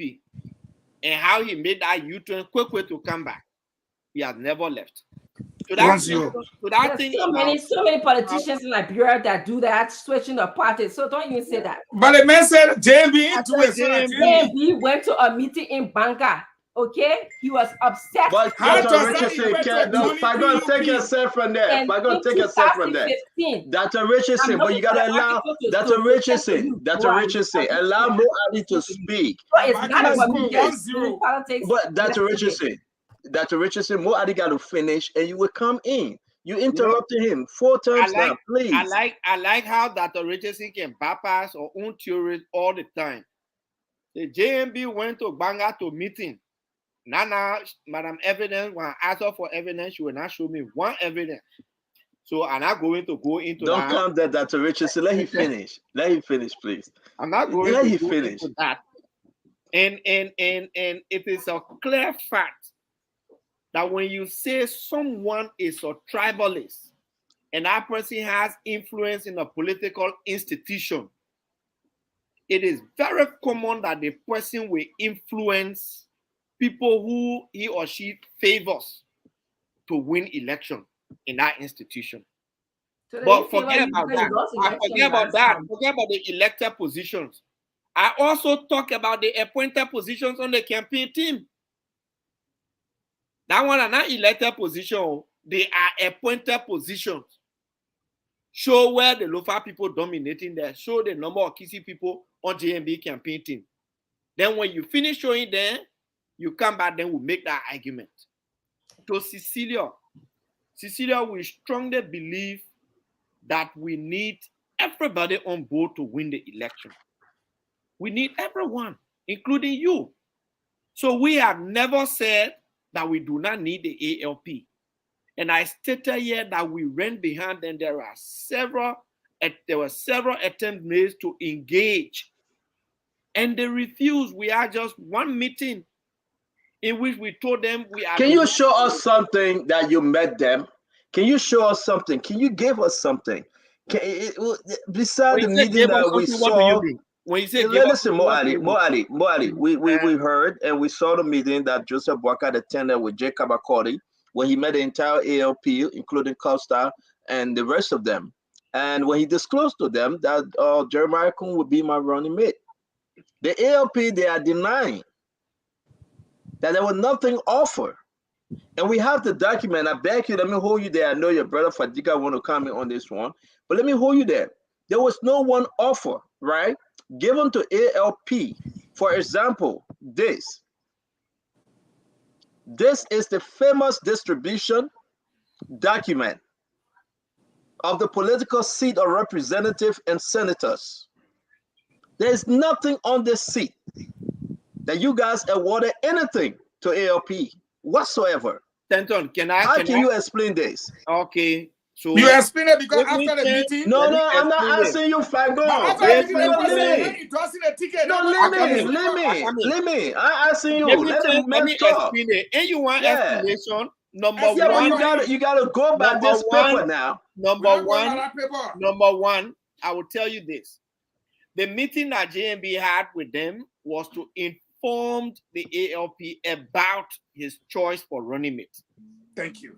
The negotiation for the allotment of seats was not done by the Standard Bearer. As a matter of fact, I said in my expose that the Unity Party did not distribute seats.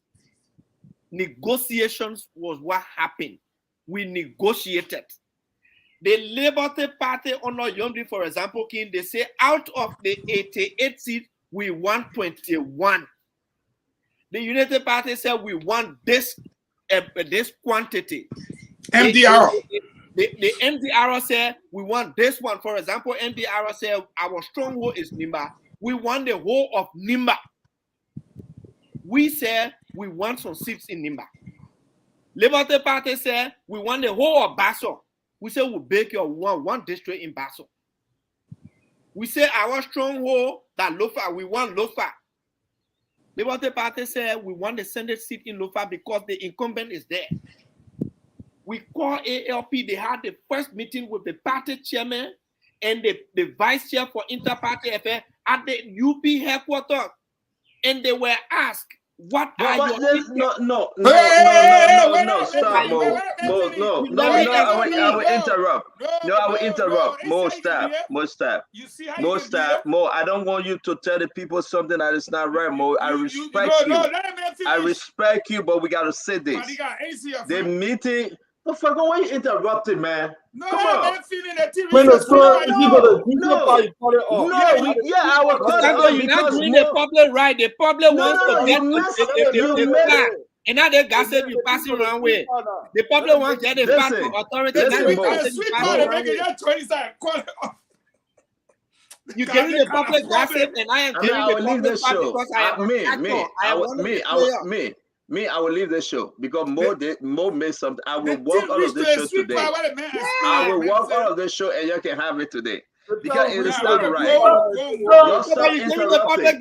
Stanton. I'm giving It's not gossip. No, it's it's not true. It's not true, Mo. What is not It's true? not true. What is When not true? this document, thank you very much. Dr. But Richardson, that document is as a result of the negotiation. By the AFP have made clear that they were not interested in negotiating with us. So we sort of taking a chunky on there and leave the place empty? What is your argument? You referring to an argument that resulted from the final negotiation. It was not a distribution. That document is a result of negotiation. So we are a bit concerned about kissing Jaru. Are you finished? Are you finished? Closing. Are you finished? No. I want to ask you a question. On gossip. I want to ask you a question, okay? And you have to listen. When we say this thing our Unity Party, that my sister Beatrice can get Grace Stanton. You can't have your own fat, Stanton. This is not my own fat, Beatrice, and you understand that. Do not listen to Mo Ali because he just slipped something. Let me ask you, Mo.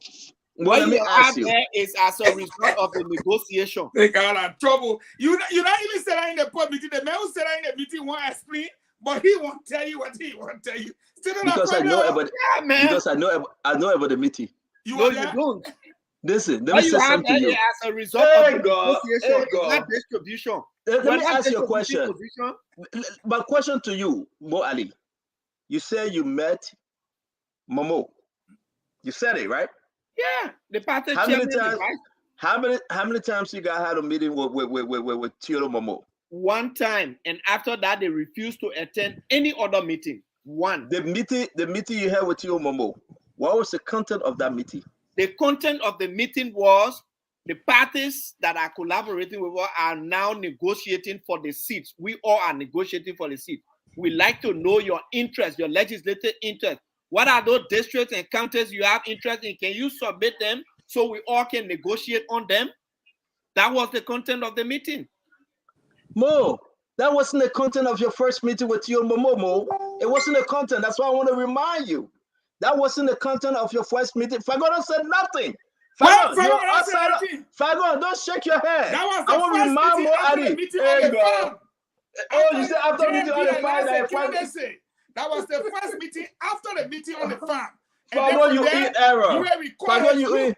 Fagon, you in error. You in error. Let me remind Mo something. Mo, this meeting was it held prior to Joseph Boakai going to meet Uri to tell Uri that I have chosen Jeremiah? After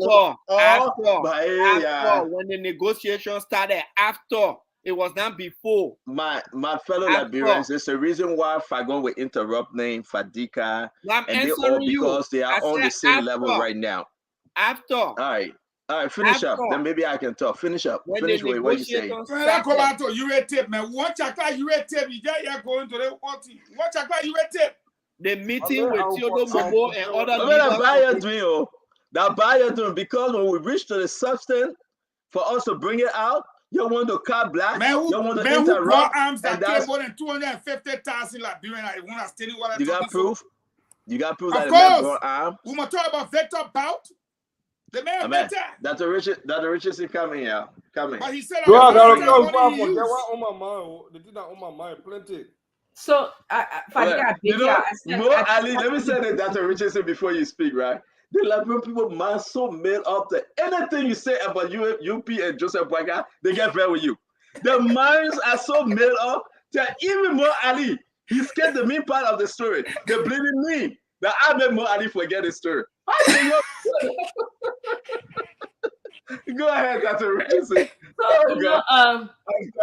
You cannot shred something that is fact, Mo Ali, in as much as you want to feel like you the godfather for Liberia's politics because you've benefited from the government. Of course, you went to school on the backs of Liberians, and you went back home and I guess worked until CDC government came into power. Yeah.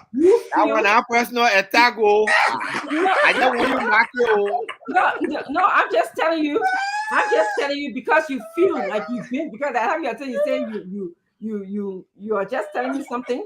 I just remind you about the personal attack part. I was saying, let to bypass. I tell you, but in fact, more than a fact, that person attacked that Liberian government scholarship you went on Unity Party people. That's not a fact. And that what kind of scholarship Kumis went on? LBDR. I'm gonna stop, man. I'm coming for you. Stop. So more. And don't forget about Fadiga too. You should come to Fadiga too. So Mwadi. So that's what I'm saying. So the fact of the matter is, in 2015, I'm sorry I can't find that article, okay? Because I will send you that article. No evidence. And I won't speak without having evidence. You know, right? You know. And I won't call you. I won't call you Fagon. Okay. So more. You know, in 2015, Joseph Walker was disgruntled. He was disgruntled with the Unity Party. You know that he betrayed Ellen Johnson Sirleaf, which is the theme of betrayal I'm talking about here tonight. He actually was dancing with the People's Unification Party. And I read, okay, their team was support only Native candidates. And I will find that article and send it to you. And I told you subsequent reasons why he is considered a tribalist.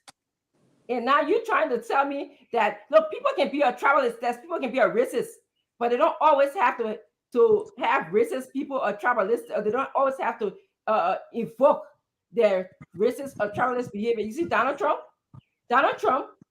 you consider he was a racist person, but he had other people working around him because of the system.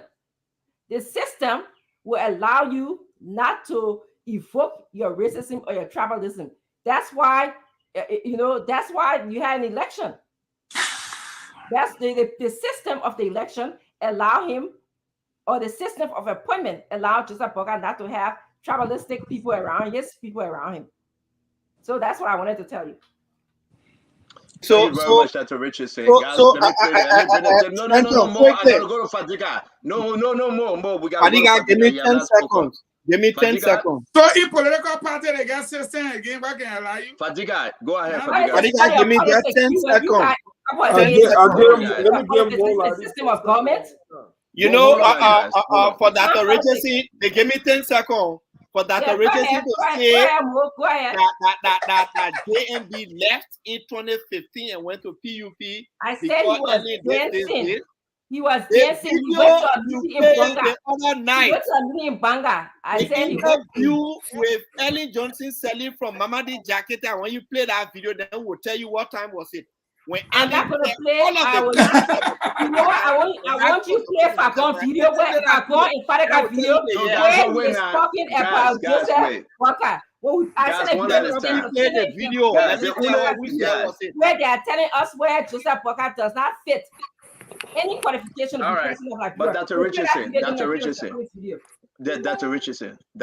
I'm begging you, please. I want my time about. Let's stop interrupting each other. Okay, I beg everyone here, please. For the sake of our audience, they want to enjoy a good program. Fadiga, we'll come back to you, but I won't play the clip again of Mr. Uri because Eugene is right. Something in that clip that we need to dive into. Let's just play that again, and Fadiga, you will start first, okay? Please. Folks, thank you for joining. This is Spoon Talk. We want to say we're so happy to have you. Let's have a wonderful program. There we go. How the thing go, you know how the question will be.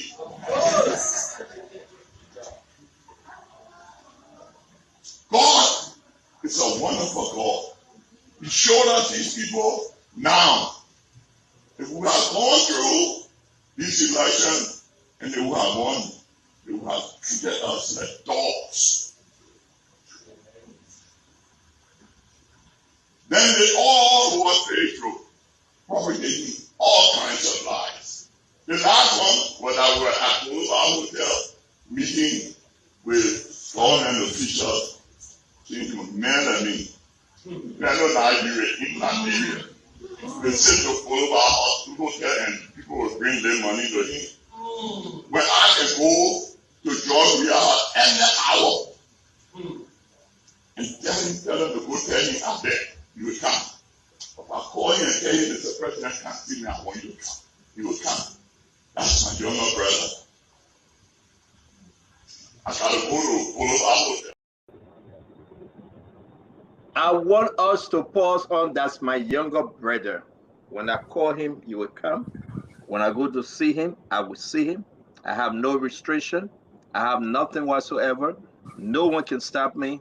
That's my younger brother. Why say you are Fadiga? Look, we have always known that. Look, one of my problems that I had with the Unity Party, and I started to get bad. If you listen to the video that Dr. Richardson is talking about, is explicitly mentioned Costa, and I was concerned that Costa was going around Ambassador Boyka, and I've always ready categorized Costa, and he has. Fadiga, thank you. Let me pause you. We will bring you in, Gibson, when you can park somewhere or when you are home, for safety reason, please. Thank you. Thank you very much. Thank you.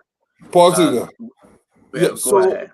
So I've always had that something, and this gentleman have exhibited this consistent pattern of deception and come to. I was very concerned, and I had listened prior to that. I listened to a tip where Bernard Ure was denigrating Ambassador Boyka, and on that tip he said that, "Oh, I'm only supporting this man because the native people like him, so we got to do it."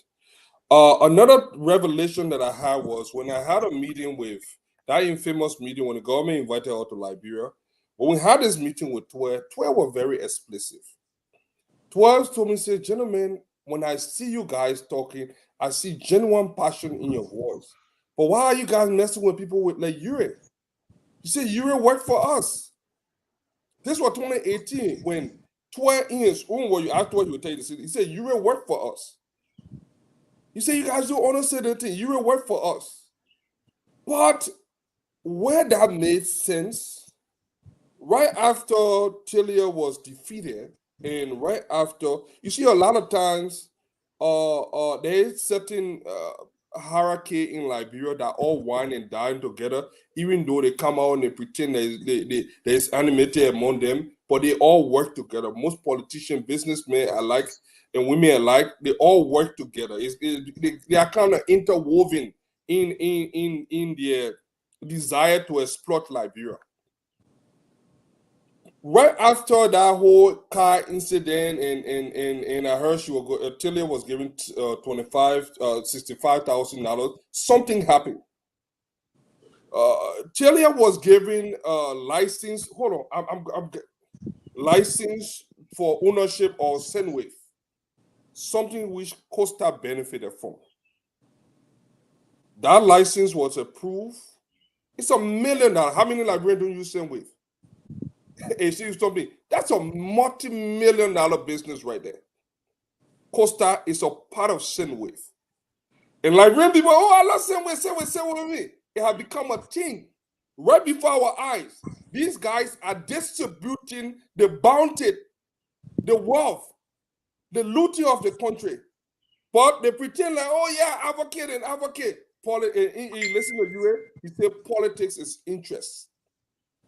One thing Costa said on his speech that a lot of us don't pay attention to, Costa did not have that speech as an individual. The first thing he did, he sold his seat to the CDC. And I said it before even that, I said Costa will not run.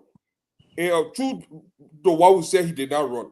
The second thing is, that speech, he held that speech as one of the leaders of the ALP. It was an ALP endorsed speech. It was not Costa as an individual. He said, I'm speaking in my capacity as something for ALP. One thing we did not hear from Ure's speech was a mention of Costa or anything about Costa. He pivoted to something else, all the left, all the disrespected us. But the reason I'm trying to pin this picture, and I want to understand that this was a long-term project that a lot of you just getting to know. It would have happened sooner rather than later. Ure came to this ALP not with any intention of running, of feeding any candidate. He got only 24,000 votes in the election. I mean, he not as relevant as anything. Every election, the Liberty Party is a serious party. So who would have chosen Costa of the ALP over Nyombli Kanga. Every election, they always counted. So that's a serious party, Prince Johnson party. So we always knew who could have been, a potential running mate. ALP was the least, but these guys thought they had found another mule ticket to exploit again. So when you listen to something, you said something. We are eyeing 2029. If that doesn't scare you, in that speech, if you listen to that speech again, he said, we are eyeing 2029, and in 2029, the ALP will be one of the greatest parties in Liberia. These guys have already planned how they will share the bounty in 2029. He did not mention Costa. He did not mention or something. So we're trying to tell that. So when I listen to people talking about Ure as opposition, these were never opposition. They were part of the people planted within the opposition by the same CDC. Madam Ure, who I respect and love so much, is very close to the president. He respects her even more than the husband. I think Weah has a better relationship with Madam Ure, even more than the husband. I can tell you that because in my entire life working in Liberian politics, I've never been a part of any political institution. The ALP was the first.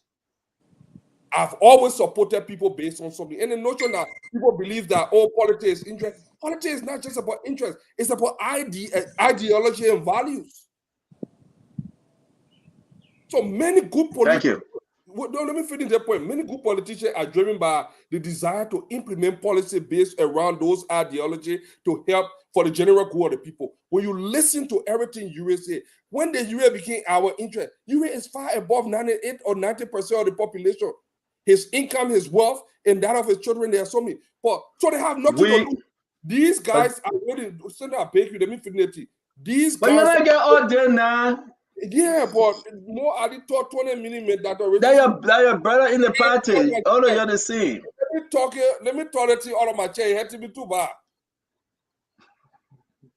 What I fear most is the fact that 2 months from now, we could see George Weah becoming president again. And I don't know how we're going to live. I don't know how I'm going to live with myself. I don't know how we're going to even have a country. So even, look, with all that here, if the Liberian people vote for George Weah again, me, nobody else getting my money again in Liberia. I will just change my back on that country for the next 6 years. I swear to God. But I know what is stronger than anything else is the desire of our people to extricate themselves from this suffering. Yeah, thank you very much. Because Fagon is gone, we're going to Fagon. Let me go to Mo Ali. Mo Ali, are you guys now done with Ure because of what he said, or are you guys going to get around him to bring him back on the train? So let me say this: even Henry Costa, attempts were made few days ago. I think about 2 or 3 days ago. The campaign chair reached out to him, and a meeting was set up between him and Senator Dillon. They had a very good discussion, and he was clear that he cannot support the rescue ticket. And is this a new development? I just said 2 or 3 days ago. I know. I just want us to be on record. And it was on Monday. The CDC had their program. Yeah, the Thank You George Weah party. So that meeting happened on Tuesday. That meeting should have happened on Monday, but because of the traffic, that meeting happened on Tuesday. So he met Dillon. Dillon drove to him after Senator Yondi Kanga Lawrence, chair of the rescue mission campaign team, spoke to him. They planned that meeting and they met, he and Dillon, on Tuesday. They had a very good discussion, very friendly discussion. He was very candid that he is not supporting the ticket. So these attempts are being made consistently. Once they open up the room for discussions, we are reaching out. We're waiting to reach out to them to discuss. We can't get done with anybody. We want everybody on board, including Dr. Richardson and the hardcore CDC journalist Gibson Giroux. We want all of them on board.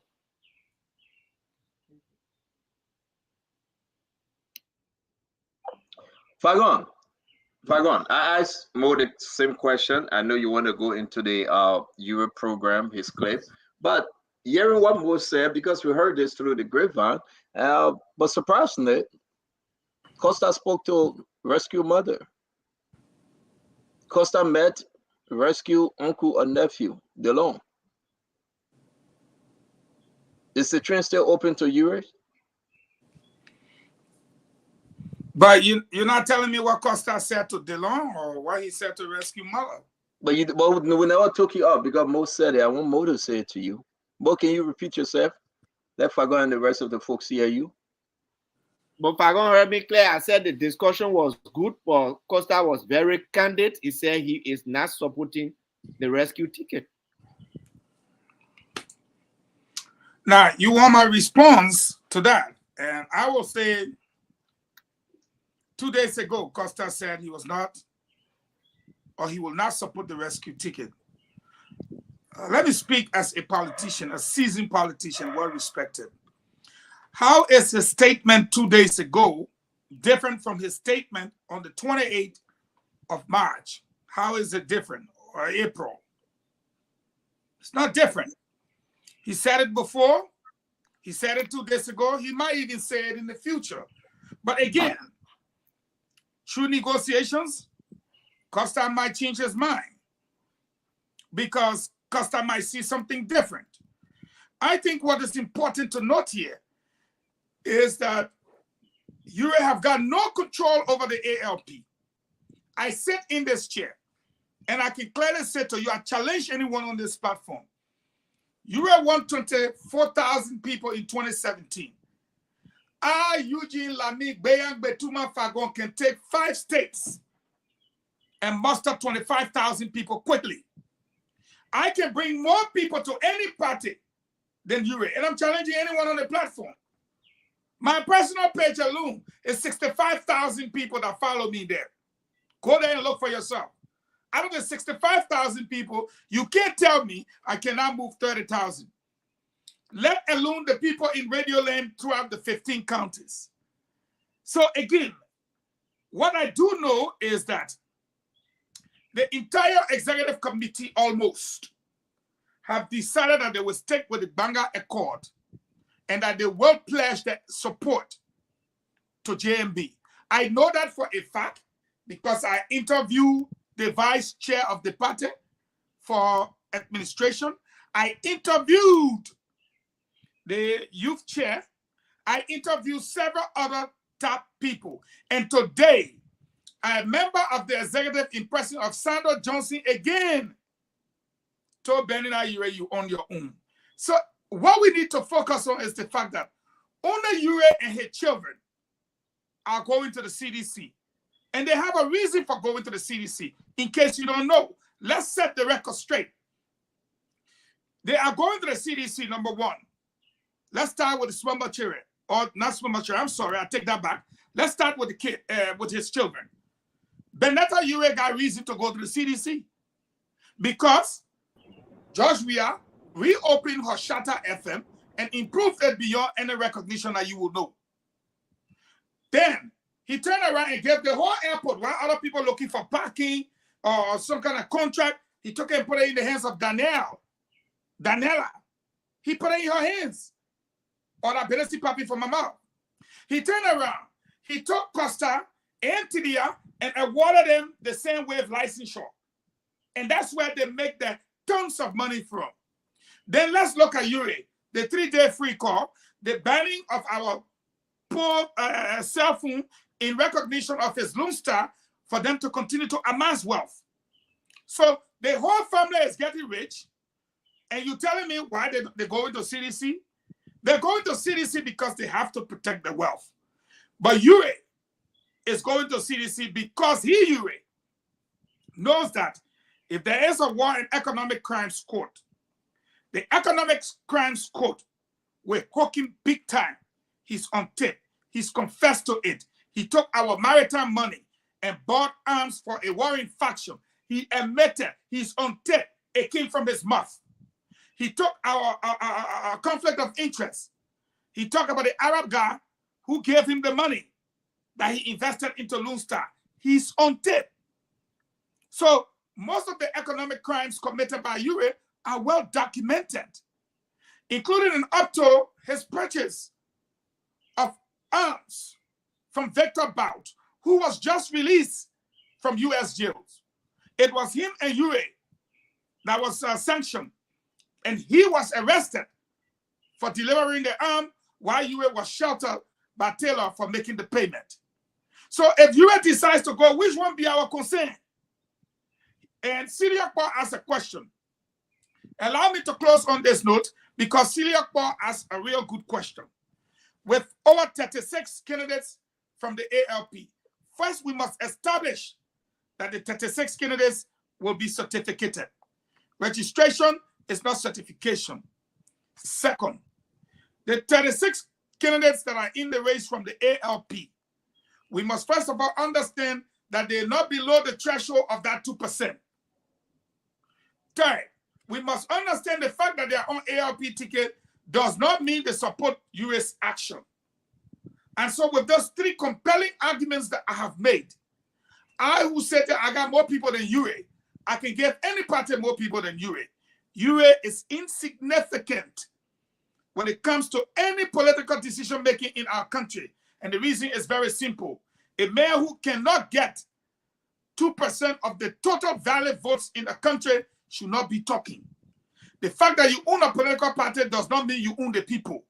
We saw that with Nyombli and Belete. Belete is not carrying paper.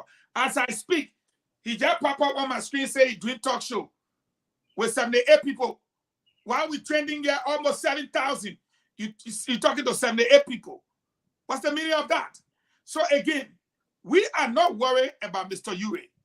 Mr. Ure and these people, all the people with criminal records, and all the people with corruption sticking on their head, all the people that have offended the Liberian people are the ones running behind President Weah because he shielded and protected them for the last 6 years. I will repeat until you get it inside your head, Stento. The reason why they are running behind him is because he shielded and protected them. No, don't disrespect me. Wait a minute until I get it inside my head. I want you to get it because you're not paying attention. You must no. Control your tune. Okay, no tune. Listen to me. Okay, don't tell me that. And hear me well, brother. The reason why these people are ganging up behind Weah is because he shielded and sheltered them from corruption for the last 6 years. How can you say this though? And sorry that Mo Ali left. You guys were just celebrating Ure. When the CPP, I don't know why Dr. Richardson will be quiet on this. When the CPP was in, they were in a hub fighting against. I didn't leave. I'm here. I didn't leave. I want you to hear. I want you and Fadika to hear this. You were celebrating Ure. So you guys was no. I'm not even asking you because you said I'm gonna get it in my head. I'm done with you. You know when you're talking that guy on the phone with different person, as soon as you move on the phone with a different person, that chunk something on you. So no. Why? Listen, Dr. Richardson, how can these guys have any more right to say yes? They are backing away from Ure. They were the ones celebrating Ure though.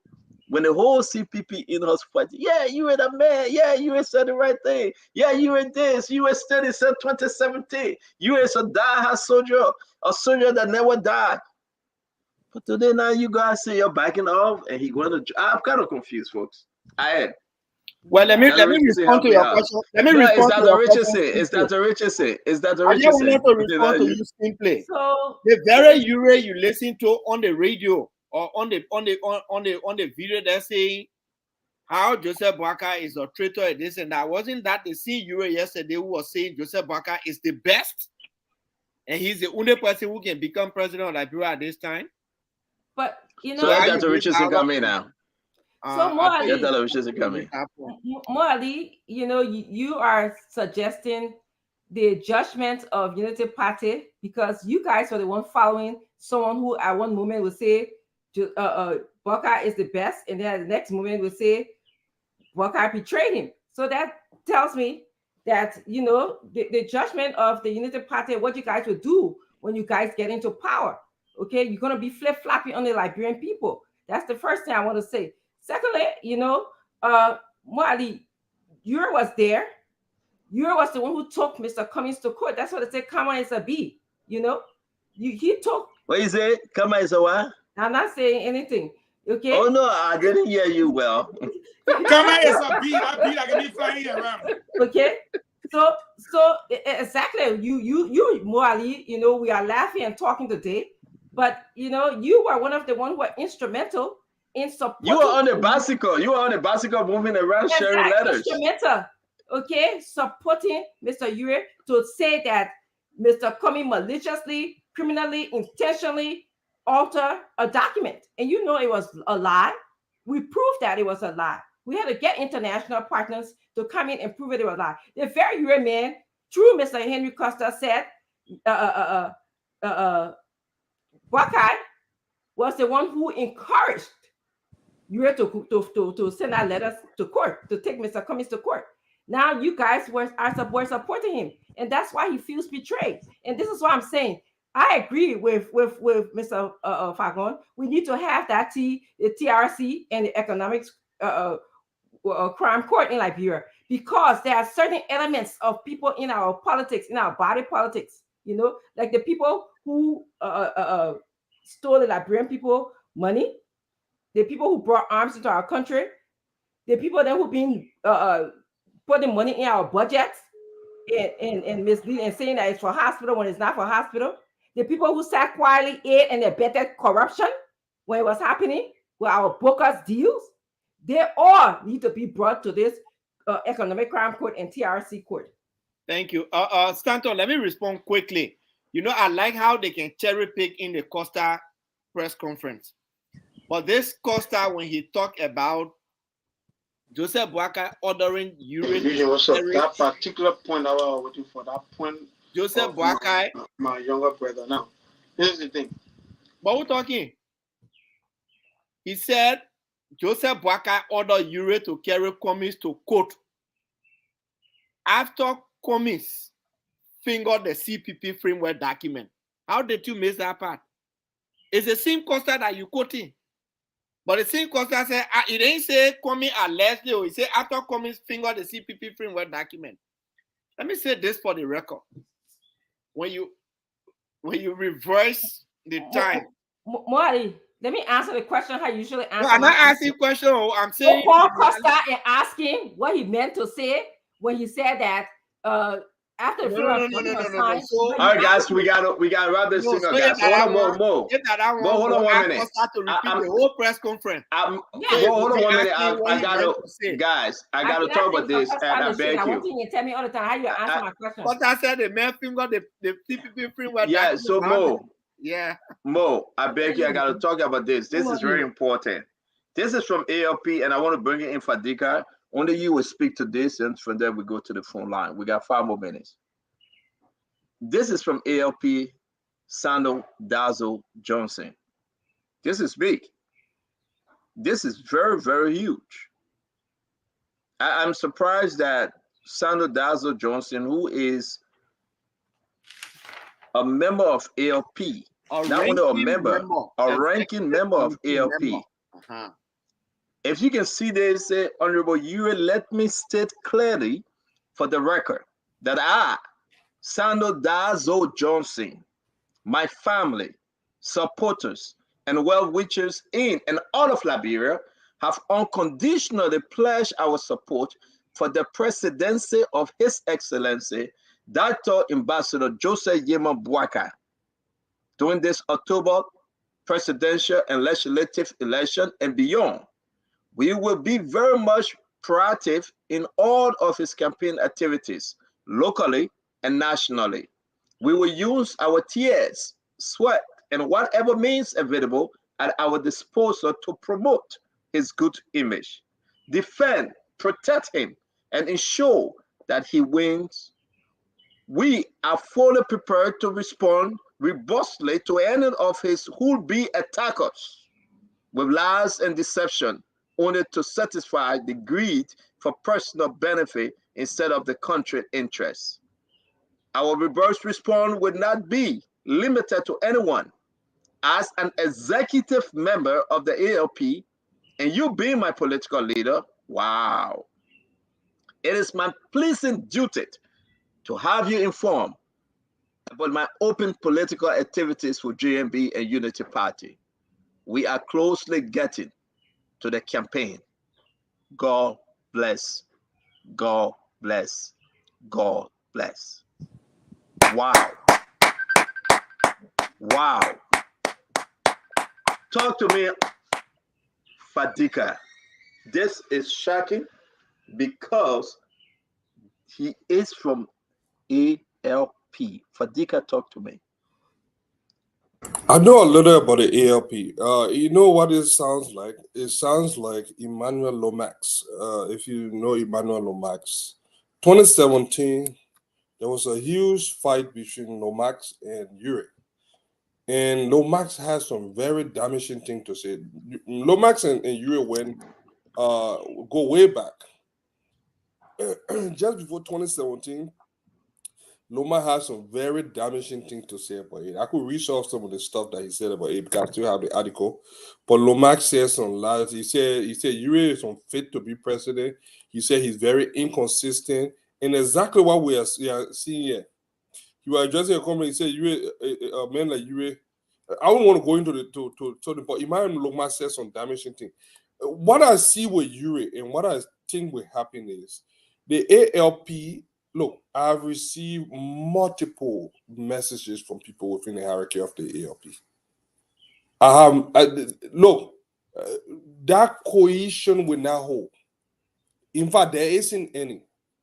What's going to happen is, at some point, those that you saw standing behind Mr. Ure will find their own path. They will move on and they will How follow. important is this sign up because we all of time of Fadika? It is very important. Endorsement right now. And I will say this, I will announce this though. Because they don't respect Ure. Let me tell you something. Fadika, hold on one minute. Because I call him.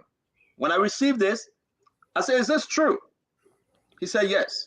I said, can you appear on Spoon? He said, not today, sometime next week.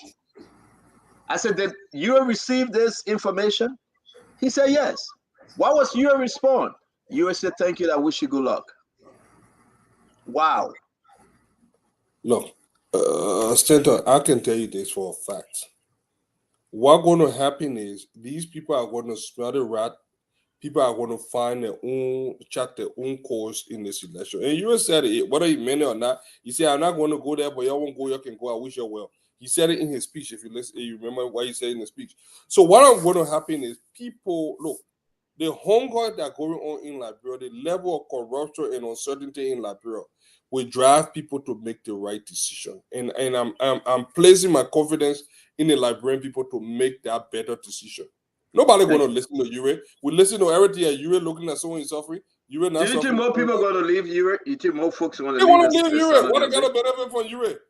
Thank you. Let me bring it. Thank you very much. Fagon, how big is this? How big is this, Fagon? This thing we just, Sano Dazzle Johnson, former Senator Bowman. How big it is right now? Why wouldn't it be big? I mean, you have to take into consideration what's associated with it. This is not only Sano Dazzle Johnson. This is also the vice chair for administration. This, who is an executive member. This is the chairman for the youth of the party, who is also an executive member. There's countless scores of people who have said, Ure, you go. We made a commitment in Banga that we will follow the UP to the executive mansion. And because of your personal interests, you're going to dash our hopes. We're not going to do that. We will live by what we sign. And this is what is happening. You say, how big is it? Sano Dazzle Johnson is, in my opinion, after Ure, the biggest executive member in the party. I challenge anyone now, come forward. He's a former senator. He's big in every aspect. And he's just literally told Ure, when it comes to the ALP, it's you and it's me. Not Costa. Costa is your son. Costa is your supporter. But it's huge because he said he will follow the Unity Party. The vice chair for administration says the same. Almost all of the executive members are coming up with a statement. And that statement will be before next week. Wow. If not, as soon as Joseph Boakai returns to the country, I am in contact with them. They will have a program and pledge the party's entire support to Joseph Numa Boakai. And I can confirm that to you, and you will see it. Outstanding resignations have already happened. And I mean, Ure is lucky that Sano Dazo is staying. But most of his people have resigned. Thank you. So Let me bring you more, Ali. Let me bring you more. This is from ALP. Now he's coming over to support Unity Party stand-up bearer. How big it is? Former senator, man, executive member of ALP. He said, I'm done. He said, my family, myself. And we will attack anyone that attacked Joseph Numa Boakai. You are muted, Mo. Can you unmute? So Eugene Fagon has said it all. I don't want to rush to speak, but I know the negotiations that are going on. In fact, I would not call it negotiation. The planning that are going on in the background, because I am part of those plannings. I'm not saying that Mr. Ure will not leave. And when you listen to Mr. Ure's statement, he said, if you decide to go back to UP, me, I'm going a different place. The ALP base believes that the Unity Party's Joseph Boakai is that person who will lead the rescue mission. They respect their party. And I can tell you this, most of them who we spoke to have said, we want to resign from the ALP. I will tell you, I am one of those saying, don't resign from your party. You can remain in your party like Sandro Johnson and support the UP. In fact, it makes it bigger than and send a message that we are still in collaboration unofficially with the ALP. That's why Dazo did not resign. And if it will please you to know that Dazo Johnson was one of those named at Farmington Hotel on the rescue mission campaign team. And I know him, I've worked with him for the June 7 protest. He's somebody who, when he says, I'm for this, he's there. If he's not there, he will say it very clearly. And he is with us. He's very, very actively participating in the meetings and the campaign planning processes. And so bigger things will come out from in the ALP. So we are not extremely perturbed by, Mr. Ure saying he's going. We would love to have him, but if he insists he's going, we can change him, we can force him against his will. Thank you very much, bro. Dr. Richardson, can you take us home for us to wrap this thing up, please? Addressing the Sandro Johnson issue, just like I said, I would like for the TRC and the Economic Crime Court to come to Liberia to eliminate some of these people who tend to betray the Liberian people, betray the interests of the Liberian people. We know Sandro Johnson was a member of the NPP early on and supported George Weah. And one of the things that he said, the reason why he supported George Weah, he said, George Weah was a young man and we thought he had vision for the country.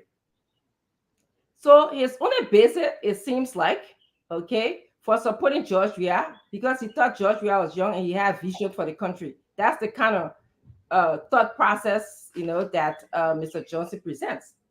We also know that he left NPP and went on to ALP. All right. And in doing so, he was also very close to Charles Taylor. And Charles Taylor then, through his wife, asked him not to be his spokesperson. So again, we have these people who have been involved in our body politics that have not quite worked in the interest of the Liberian people. And so to me, I think someone said today, if when Mr. Cummings is elected, and he brings in the Economic Crime Court and the TRC, all of these people who have violated the law, who have been corrupt, who have took the Liberian people money for their own personal gains, will all be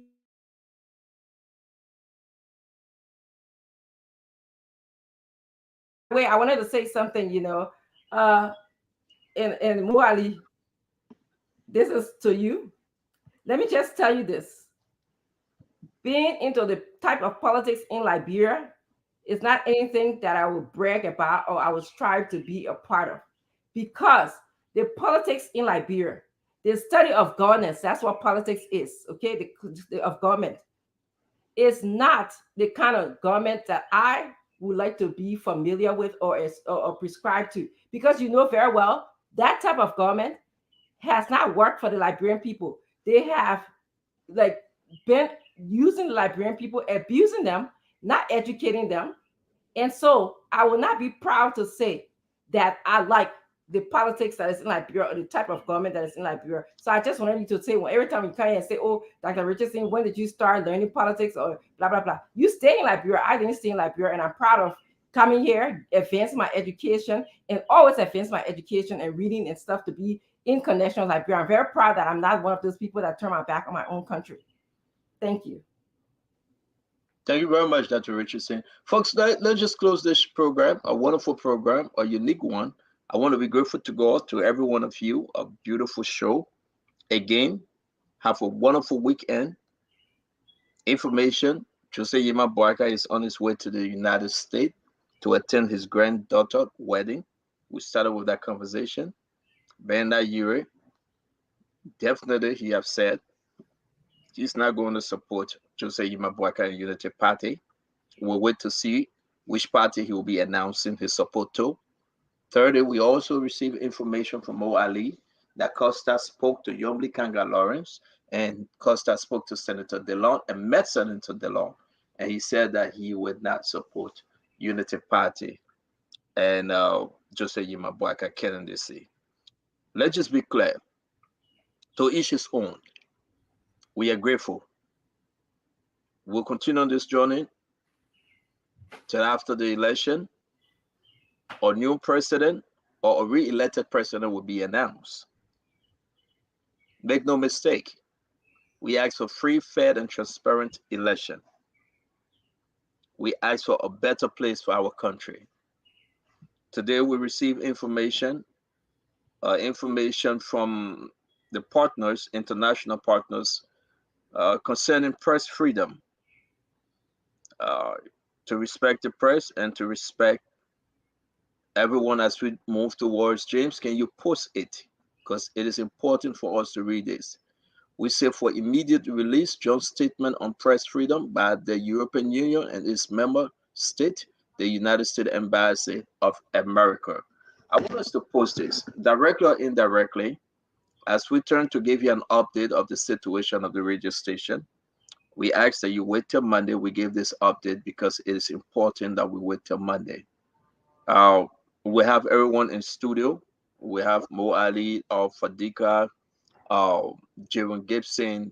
We have the entire team in studio to bring up this information, put up this very, very information.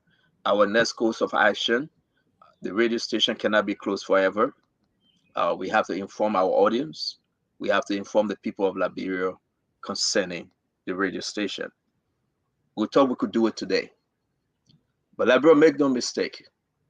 We will tell you as it is, play by play, and we'll bring you up to date. Monrovia, 21st July 2023, for immediate release, John's statement on press freedom by the European Union and its member state, and the Embassy of the United States of America. The European Union and its member states represented in Liberia, Germany, Ireland, France, and Sweden, and the Embassy of the United States of America welcomed the positive trajectory of increased press freedom over the past 5 years, as demonstrated by the Reporters Without Borders Press Freedom Index. At the same time, we called on all citizens and stakeholders to respect the exercise of press freedom and to exert proportionately in and refraining from measures that could indirectly prevent media stakeholders from carrying out their work. We trust that Liberia will carry out the electoral process without any incident against media stakeholders. thereby reaffirming and strengthening its reputation as the oldest liberal, democratic, and free society in Africa. All citizens and stakeholders do have a responsibility in this regard. For more information, please contact Jasadi T.C. Bode, Press and Information Officer, European Union Delegation to Liberia. We want to say we appreciate these statements, and we, as a network, an independent network, this message is from the CEO, Madam Titi Cannon, who will address the nation, and we will address the nation on the closure of the Spoon Network. But we appreciate this statement from the joint statement concerning press freedom by the European Union and its member state and the United States Embassy accredited to Liberia.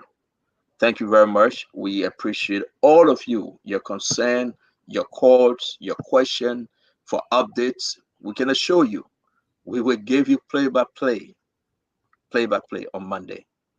Till we meet again from my end, may God bless you. May God keep you. May God bless Liberia. I leave the show with the rest of the guys that they can do their own closing. Thank you. Fadika, you go first, please. Mo Ali comes second, Fagon, and Dr. Richardson will take us home. But I beg to leave. Tonight, there will be no late night, folks. Forgive me. There will be no late night on Spoon because it is important. It is important. No. Fadiga, don't listen to the man. Fadiga, that's the first thing. That's the first thing. You cannot lie.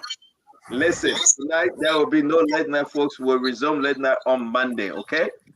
I know you guys want to come in studio, but man, come on. Hey, say, we'll resume on Monday. Thank you, folks. But man, the only thing I gotta say, Mo Ali, I need that song. You know that song that got the boy. We from Grand Vasa County, we hear that guy's voice. There's some magnet in his voice.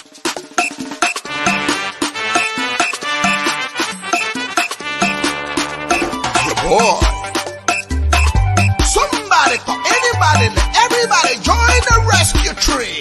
Are you ready? Here we go. Everybody loves Wagae. Hey, Wagae.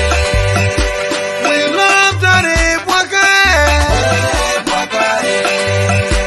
Ah, yeah. Ooh, hey.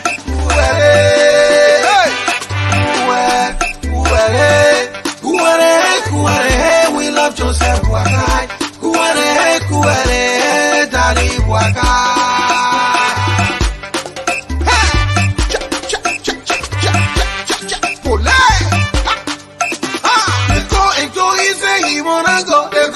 He said, I come to no way. All right. They call him to he say he wanna go. They call him he said, I come to. Oh, here we go. Everybody, somebody, everybody, dance. Here we go. No matter where you are, where you from, come and join the rescue team. No matter where you are, where you from, come and join the rescue train. The rescue train. Come and join the rescue train. The rescue train. Come and join the rescue train.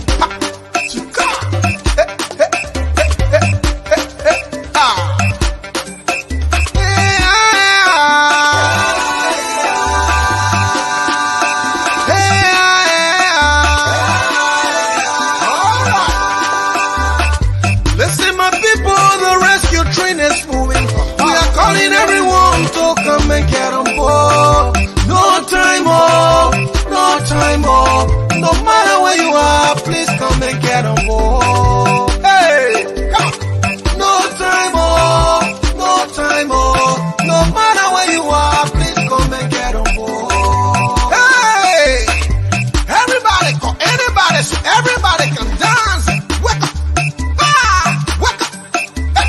The rescue train is moving, and we want no distraction. The rescue train is moving, and we want no confusion. The rescue train is moving, and we want no distraction. The rescue train is moving, and we want no confusion.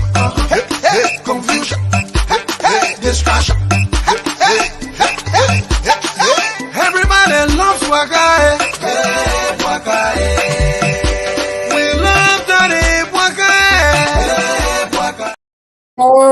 I Jesse already, my man. I eat my Jesse move. More, you gotta send me that song, my man. Send me that song. I need that song. I need all the song in. Tomorrow going live. But honestly, on a serious note, there are some things that I can say on making talk all year. We'll be talking to you guys.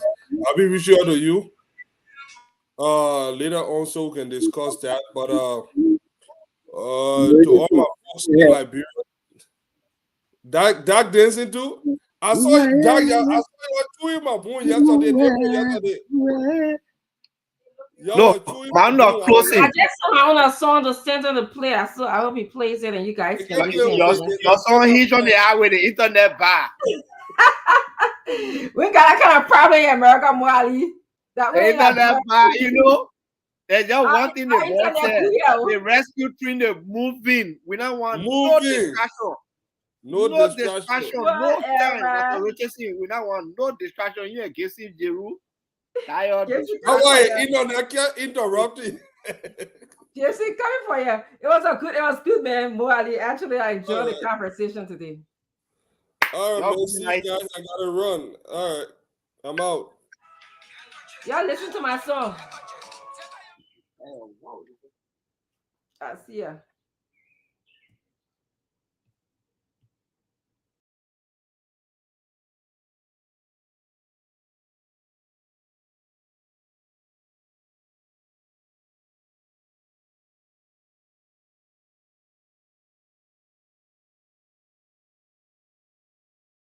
Play the woman's song, man. Play the woman's song. Why you can play a woman's song? Huh? James, you muted. Oh, okay. I had to come back for you to play the woman's song for you. We gotta be fair, James. I should play it? Yeah, but I said no, you put it up. You gotta play it from your phone.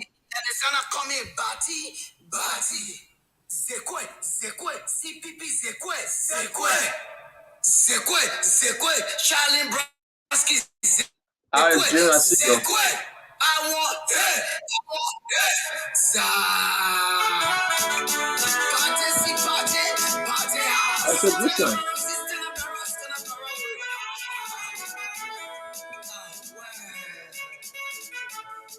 It looks like that Friday, the settlement. Yeah, where? That Friday, the settlement, though, right? Yeah, that Friday.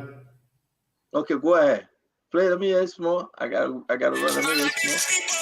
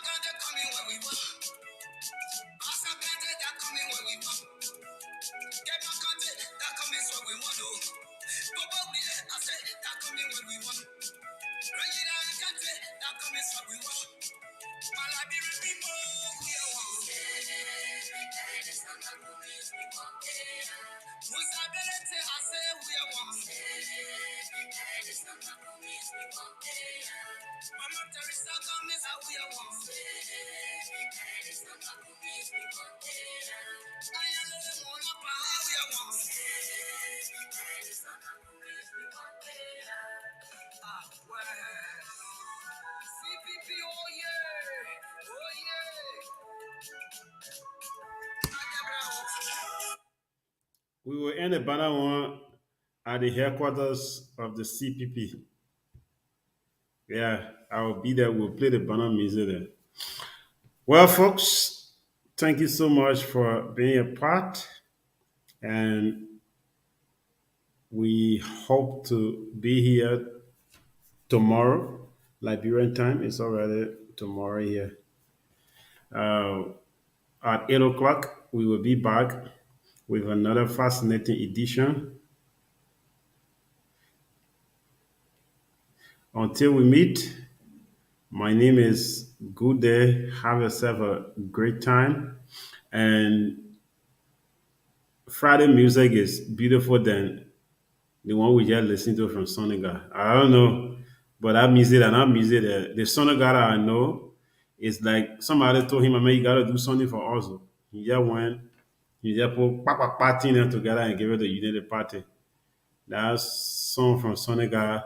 Sonica needs to do another one, but Friday knew it. Yeah, Friday music is beautiful. But that other song from Sonica, that rescue, that what we eat. I'll see you man tomorrow.